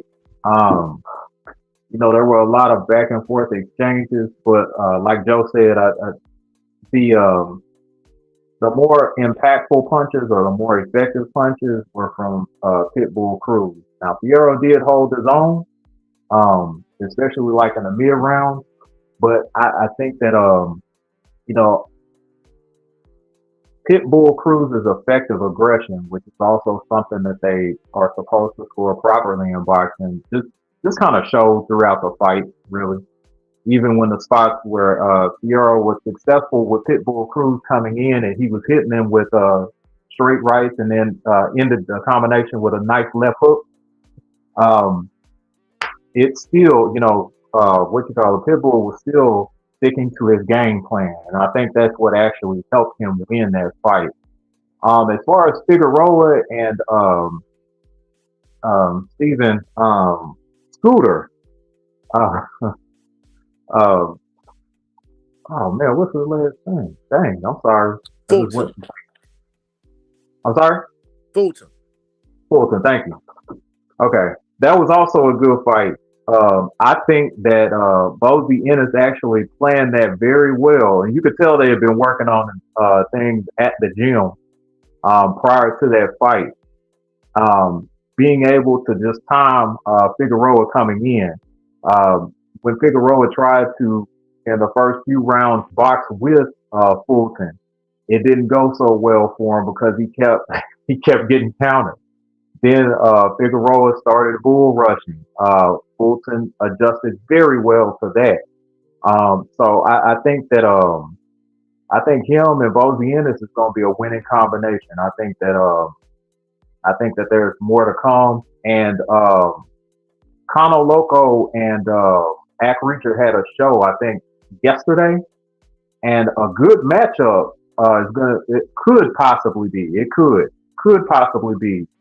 Juju what's his- Shushu and also Stephen Fulton. That could be a good fight for unification for titles. So I'd probably be on the lookout for that.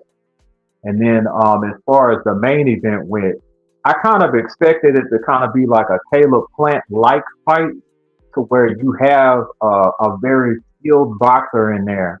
Now he's gonna have a little bit more pop than Caleb, and then he's also a southpaw, which makes it a little bit more trickier to kind of target and locate him with good shots. Uh, at one point, that was zero problem for David Benavidez, and I do also think that David Benavidez's defense is a bit sorely underestimated. Now, looking at his face and all of that, you can't tell, but he had been working on some things in the gym as far as not getting hit so much. He's always gonna get hit, but not getting hit so much is probably a more realistic way of helping a fighter like that out, especially somebody that likes to come forward, brings the fight to people and never stops. So yeah, if he gets hit less, he'll do a lot better. But if I had to bet who was going to win out of him or Better BF or him and even B-Ball, my money is going to be on Better BF or B-Ball at this point. But I've been proven wrong before. It's okay. It's okay. And everybody has a pick. Everybody has their opinion. It's all good. And So Power said, same thing. Yard with Yard. Hurt better be, and them boys be punching hard up. Yeah, yeah. Yard did hurt better be. But the thing about Yard, he be gassing out. He be gassing. He be getting tired. And once he get tired, he just go in and Yep, knock that's how he you lost out. that Kovalev fight. Yep. Yep. But you're right. Well, they say the same thing, but Caleb Plant, the Yeah, first half of the fight, exactly same thing. Yeah. hey, he was boxing Benavidez' head up. Then that last 6 rounds, I ain't gonna lie, hey, Benavidez just stalked him and just walked him down, Start looking beating like them up. Frankenstein. Yeah. Same thing with Caleb. That's the only flaw that's with Caleb. Caleb can box, got decent power for that weight class. Um, but when he get them later rounds, that good feet footwork that he usually has in the early rounds be disappearing. Yeah, when that gas tank get on E, start trending Hmm. down. Yeah, but fellas, let's go to the main topic. The topic basically what the show is mostly about. Who you got in the Super Bowl? So because we didn't have a show um basically covering the Kansas City beating the Chiefs 32-29, which causes the Chiefs to beat the Eagles in the Super Bowl. You mean Kansas City beating the Bills? Yeah, Kansas City beating the Bills. My apologies. Yeah, Kansas City Chiefs beat the Bills 32-29. Uh, which they are now in the Super Bowl. I'm not gonna lie, y'all. I'm tired of the cheese. Sorry for any cheese fans that may be listening to this, but I want somebody to throw Patrick Holmes and Yeah, them. I think most people have your same mindset. The Chiefs are a Yeah, great team, but come on, man, we don't want no Dolphins three-peat. You feel me? yeah, man. So I must, of course, I'm gonna go around and get everybody's opinion. But me myself personally, I want the Eagles to win. Especially with Hurt, Jalen Hurt. Jalen Hurt has been getting a lot of criticism about his play. He's not consistent, but I believe he has the tools around him to get it done, especially with that monster back there in the backfield with Saquon Barkley. Um, how they win, of course, with me saying that, I picked the Eagles to win. What they do is basically keep feeding the ball to Saquon Barkley. The Chiefs are made stop Saquon, and probably in the first half, with that stout defensive line they have. But keep feeding that monster. They got one of the best offensive lines.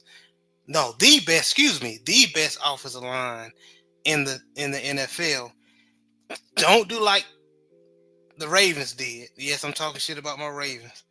When the Bills were stopping Derrick Henry, they went from it. Damn all that. Keep feeding that monster so Saquon get the feel of what the defense is doing, and then because they're not going to stop Saquon all 60 minutes. They're not, and that's why I got mad at my Ravens. You're not going to stop Derrick Henry all 60 minutes. You're going to have a couple of series where you stop him, you tackle him behind the line of scrimmage. But keep feeding that dude. Keep feeding him. And then the passing lanes will open up for Devon Smith and what's that other boy? Number 11. They go-to guy. AJ Brown. AJ Brown. And then they got Dallas Goedert. And they have a lot of weapons. They have a lot of weapons to get it done. Now, but that, with me saying that on the offensive side, the Eagles has the best defense in the league. So if they can weather the storm of Patrick Mahomes and his offensive onslaught, they will win this game. So I got the Eagles. I'm you know what it is. I'm going to coach first. Who you got? Hey, bro, I'm gonna echo your same sentiments. I'm sick of the Chiefs. I love Pat Mahomes. I love the team, but I'm sick of them. I don't want no three-peat. My head says the Chiefs is gonna win. My heart says the Eagles gonna win. I want the Eagles to win. I'm picking the Eagles. All right. Big Joe, who you got? And why?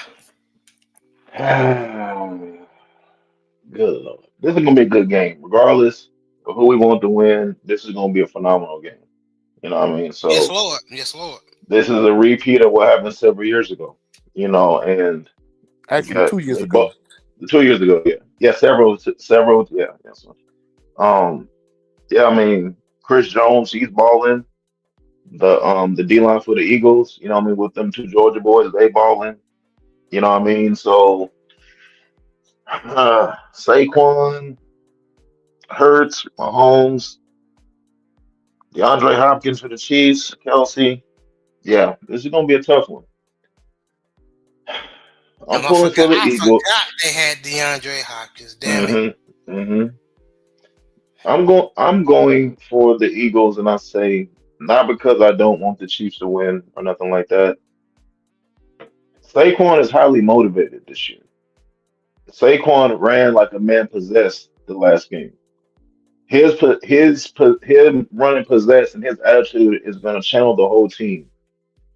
Since the Eagles played several years ago, they know what to expect now for Super Bowl weekend. It's a lot to go into the Super Bowl week.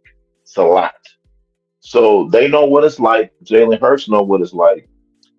Now, it's just time for them to execute. If they're going to be the Chiefs team, this is the Chiefs team to beat. Now the Chiefs are cooking on all cylinders, but I feel like the Eagles are the more talented team.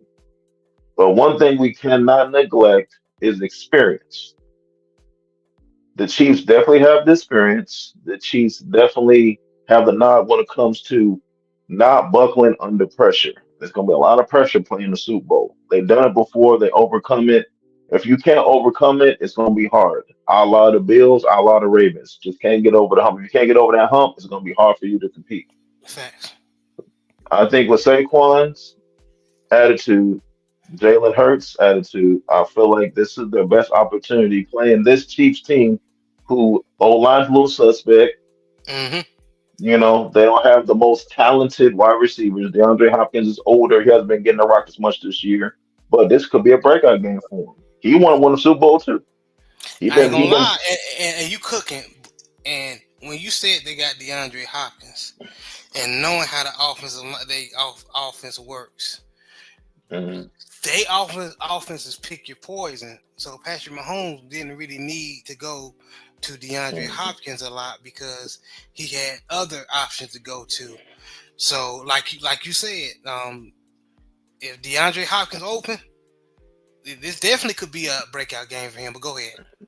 Yeah, and Travis Kelsey has been looking pretty healthy-ish, in the offseason. His stats get better in the offseason, you know what I mean? So that's supposedly he has better off seasons. He has better, sorry, postseason stats. I think his postseason stats are better than somebody said Jerry Rice or something. They're crazy. But anyway, I'm going with the Eagles. I think they'll be able to get over the hump. And I think if you want to win, put Saquon in.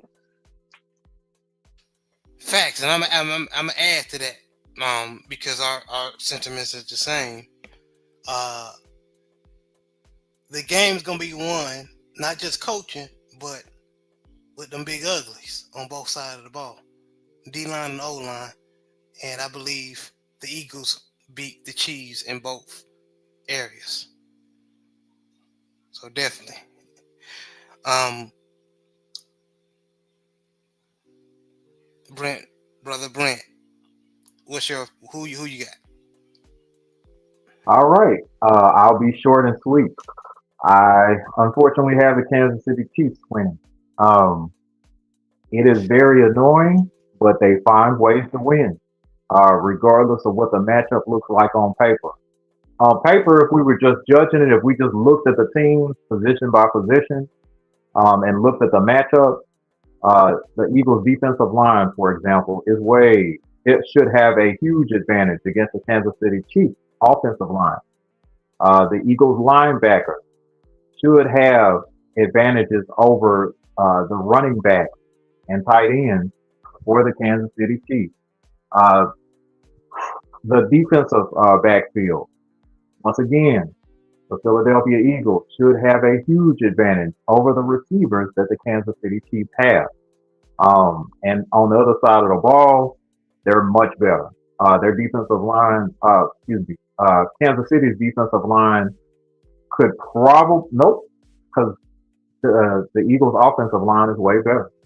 Um, if you look at the receiving core for the Eagles, they their matchup is like laughably like bigger than the Kansas City Chiefs defensive backfield.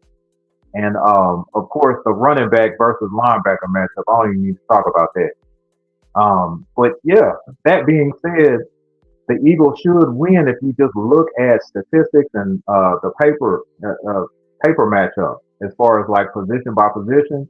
There shouldn't be any way that the Eagles lose this game, but at the same time, there's certain intangibles that the Kansas City Chiefs use to win. They won off of crazy kick blocks at the end of games.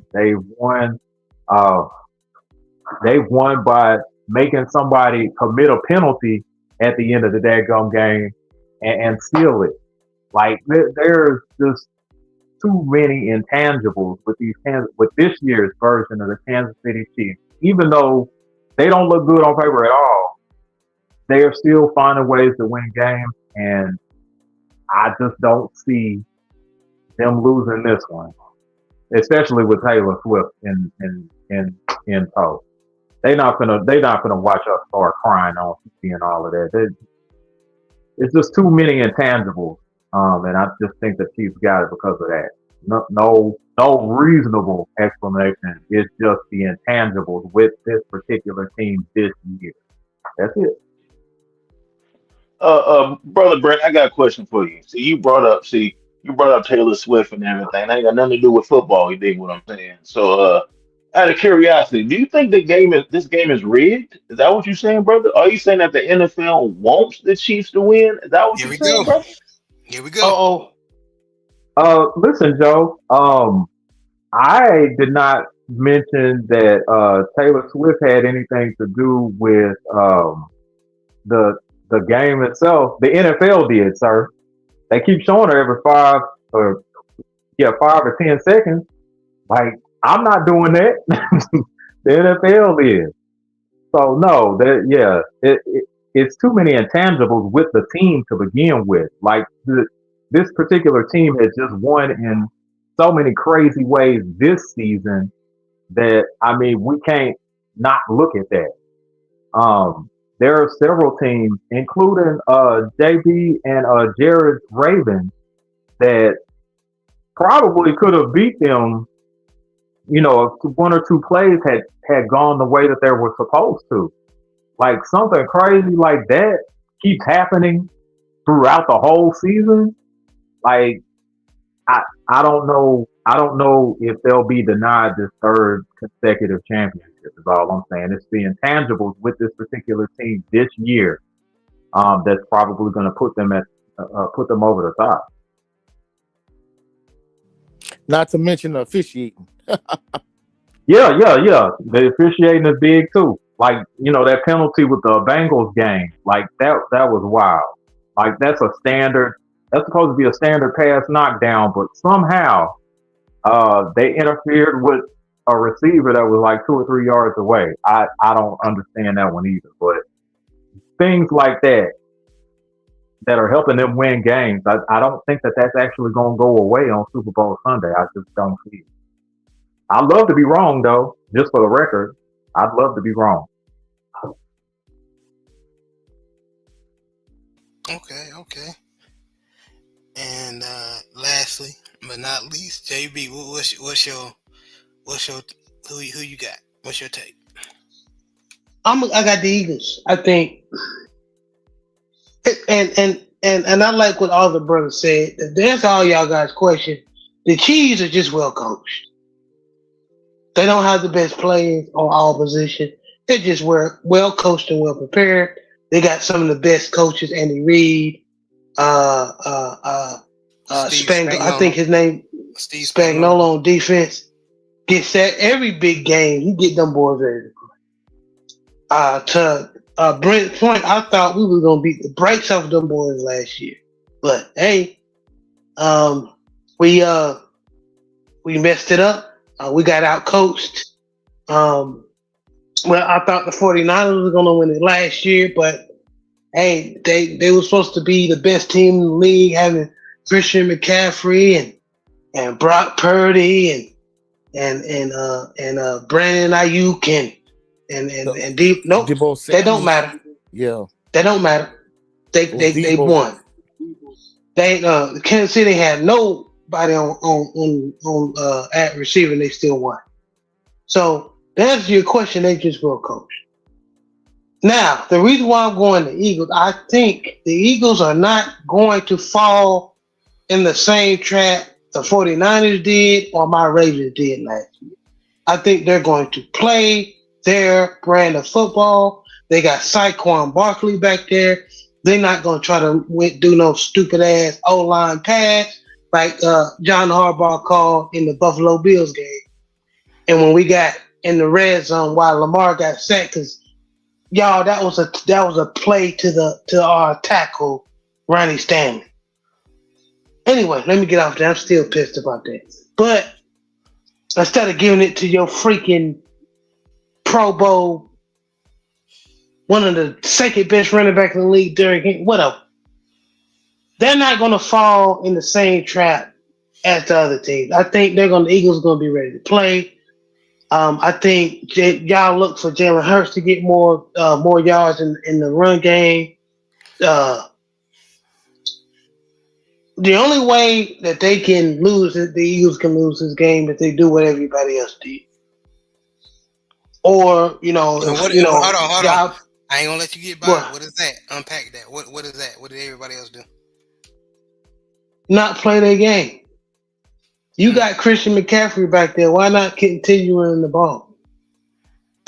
We've been telling y'all. Everybody got on this Brock Purdy thing. Brock Purdy is a good quarterback. He's not. He's not the type of quarterback He a you're just game gonna drop manager. 35 times. Yes, we proved that on Christmas Day last year. He won't shit, and I hope Mr. Shelton ain't had to hear that. You know what I'm saying? So you got Chris McCaffrey back there using. You know what I'm saying? You got Saquon Barkley back there using. You got one of the best O line in football. Lean on their ass. Lean on 'em. Chris Jones is a beast, but he only can do so much. Lean on him. You know what I'm saying? Don't get away from the running game. Now the Chiefs got some weapons this year, unlike last year. Even though D Hop is not the player he was when he was in Houston or a couple of years ago, he's still a threat because he still got them hands and he still know how to get open. Travis Kelce still is a beast, like Joe said. And then everybody forgetting this person. They got Hollywood Brown that can stretch the field. But the reason why that I'm not worried about that is because they got the speed on the secondary, as Brent Fox just said, to match up with that. And I'm giving your props, Jared. Everybody was down on this pick. You thought that we should have went Cooper DeJean, or Second round. the first round instead of Nate Wiggins.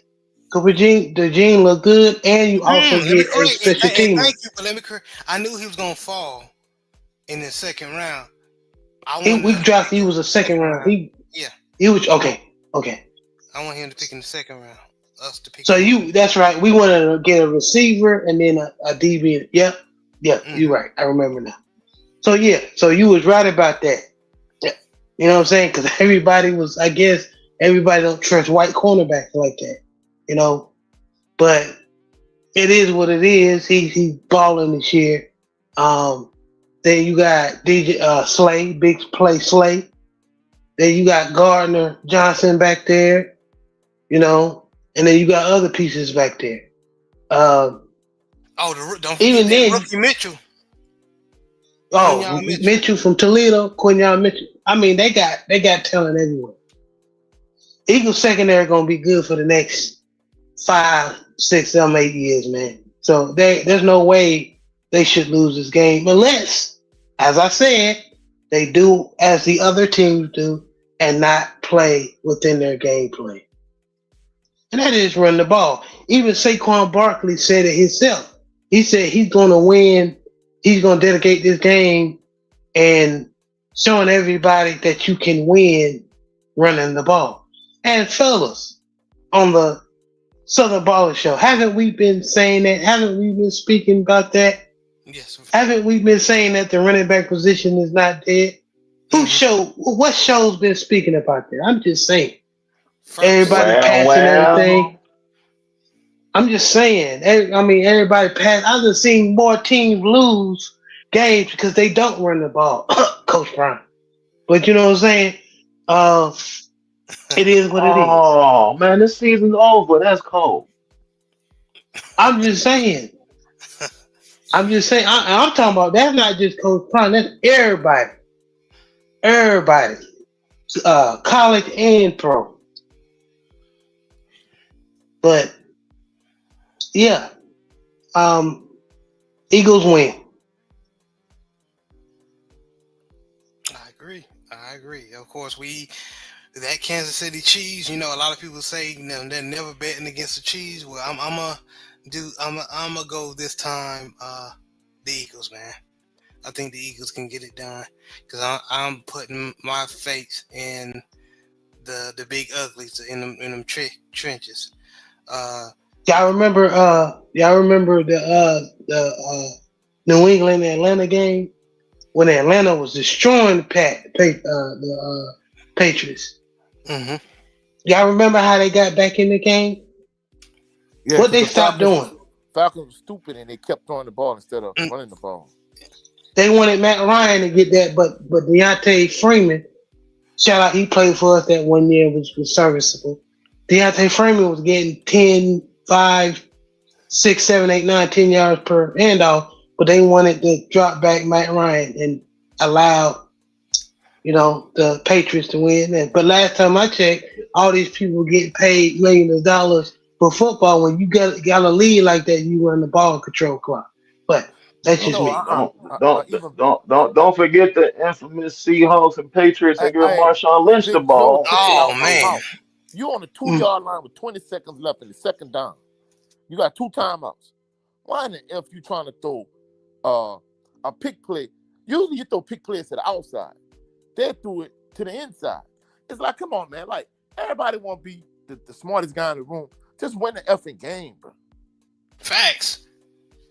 facts, man, and man, if that doesn't speak to what we talking about, I don't know what does. That, and Marshawn Lynch has done interviews talking about that that main situation. He said he was laughing after it happened. He was laughing at Pete Carroll. Bro, Going they wasn't against gonna Buffalo. stop him, bro. Me looking at. I know Joe does the same thing. I know me and him. We look at D line play. That D lineman, Vince Wilfork and them, they was huffing and puffing. They wasn't wanting no more of that. So, Especially not on no 2 yard line with uh, 20 seconds left. right. And I mean, it was second down. If you don't get it on second, run it on third, then you could throw the pick play on 4th down. Hey, they just wanted to be the smartest guys in the room. That was stupid to me. They want, and not only that, but like Beast Mode said, hey, they wanted Russell Wilson to be the MVP of the game, not him. That's true. Well, he was the MVP, all right. MVP of losing the game. Yeah, he was the defensive MVP. For real. And I mean, hey, you got a cornerback that made a whole career off of that one interception. Malcolm Yeah, he Butler. sure did. And Malcolm Butler was his whole career after that one play, getting big contracts, and he used to get dog walking in the secondary. Say, y'all, how ironic is it that he was the hero for one Super Bowl and then got benched on the other one? Damn. Cause Damn. he was barbecue chicken in the secondary. But you don't like Coach said, you throw a slant or a pick play in the middle of the field, and hey, all you gotta do is don't let them cross your face. And I guess they thought Ricardo Lockett was going. Whatever.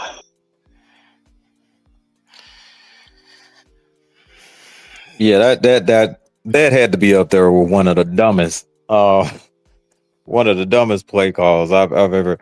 I kind of understood what they were trying to do, but you don't need to do that at that moment. Like, you got a guy that they weren't stopping in the first place. He was the one that actually got you there. Let him finish the drive. Like, that was crazy to me. And then, to be honest with you, I think it was, like y'all said, they didn't want that man to be MVP because, remember, his press conference was the famous, "I'm here so I don't get fined." You And let not that just guy win the MVP, the NFL turns on its head. And let me add to that, Brent. This is the same dude that was holding his nuts, jumping and holding his nuts when he was going in the end zone. So yeah, they didn't want him that dude to be, the MVP. Yeah, they didn't want no Negro from Oakland winning the Super Bowl MVP, man, which was terrible. What Yeah. they didn't want is they want Marshawn to say, "Hey, on mamas, I'm going to Disneyland, cuz." They didn't want that. They didn't want that at all. No, not at all. Not at all, man. Man. Oh man. But y'all, we gonna go ahead and wrap it up, man. Great show. Great show. Thank y'all all who tuned in, and haven't had a show in a while because of personal obligations and schedule, but we got one in, and I want to thank my LDBC brothers, man, and brothers in general for joining me as usual, and all the people in the chat that supported. Appreciate all y'all, man, and Brent Fox, let everybody know where they can meet you and see you. All right. I do have a show on YouTube called It's Just Me. Been a little sporadic, so with my subscribers, I apologize. If I don't do anything else, I'll probably try and do shorts just to kind of keep things regular. My usual time is supposed to be on Thursdays, but I think what I'll do is I'll do shorts probably throughout the week with people with African Americans that have actually accomplished things outside of sports. So y'all be on the lookout for that. Facts, man. Bet. Facts, man. Yeah, and this is Black History Month, even though every month should be Black History Month. Yeah, as far as to us people, I'm talking about my own people, just going somewhere, learning about your history, where your people came from, and you know what I mean, and what they had to deal with, and you may be surprised, man. But Big Joe, let everybody know where they can meet you and see you. You can catch me on all LDBC platforms. Showing love to the brothers and sisters of the mighty LDBC. You know what I Yes, mean? sir. So, and a gentleman tip of the week, I guess. If you're going to wear a tuxedo, brothers, you don't wear a belt with a tuxedo. Tuxedos normally are form fitting. If you're gonna wear anything, you're gonna wear suspenders, because tuxedo pants do not come with a belt loop. Mm-hmm. So when you wear a tuxedo, it has to be form fitting, or you can wear suspenders with it. Suspenders are very old school. But I'm gonna bring it back. So if you're gonna wear a tuxedo and I see you wearing a belt loop, I know you're not wearing tuxedo pants. You dig what I'm saying? So everybody, don't wear a belt with your tuxedo. And also, an OG term, if you're gonna wear a tuxedo, don't wear a watch, because you can. It don't matter. Some say we wear a tuxedo, you go into an event where you have to wear a tuxedo. Wearing a watch means you're worried about the time. You're going to a spot to where you're worried about the time. The time's priceless. You're gonna enjoy the event. Some may say you wearing a watch, meaning that you're gonna be in a rush. Some gonna wear it because of the fashion statement. It coordinates. I'm a coordinator, brother, so I'm gonna wear the watch. But you can do the latter too and still be cool. I'll holler at y'all. And Let All y'all me right. add. look out for LDBC business coming soon, because Joe always standing on LDBC business, you dick. Damn right. And I'm gonna add to that. Make sure some of y'all brothers get seen some of those older brothers do this as well. Make sure you get a cummerbund that fit. Some of y'all I was look just like gonna say that. y'all can't breathe, or it look weird, and so make sure you do that. You embarrassing yourself. But anyway, Coach, let everybody know where they can meet you and see you. You can catch me here on YouTube at Coach 67 Sports TV. Sam is the handle as you see on your screen. My video production been pretty, I've been pretty regular lately. When we had a couple, wintry days, I was dropping 2 videos a day. I'm back down to 1 a day, but either I'm doing a live stream or like I did a drive-by pop-up live stream this morning. But usually I do at least 1 video a day. I generally touch on Southern University football, but I do Not in mix Houston. it up from time to time and do a variety of different sports content. So y'all come over there on the channel and check me out. Y'all have a blessed and phenomenal evening and a blessed and phenomenal work week. I'll catch y'all on the rebound. Peace and blessings to everybody. All right, man. And JB, get us out of here, man. Hey man, another weekend down. Y'all, let's go into this week, man. Willing to conquer the Monday and the rest of the weekend. My brother, Junior Truth would say. But other than that, man, y'all be blessed. And let's continue to have a great 2025. Hey, man. So y'all heard all the brothers, man. Thank you for joining. Shout out to the mighty LDBC. This was another installment of the Southern Baller Show. Y'all have a blessed one.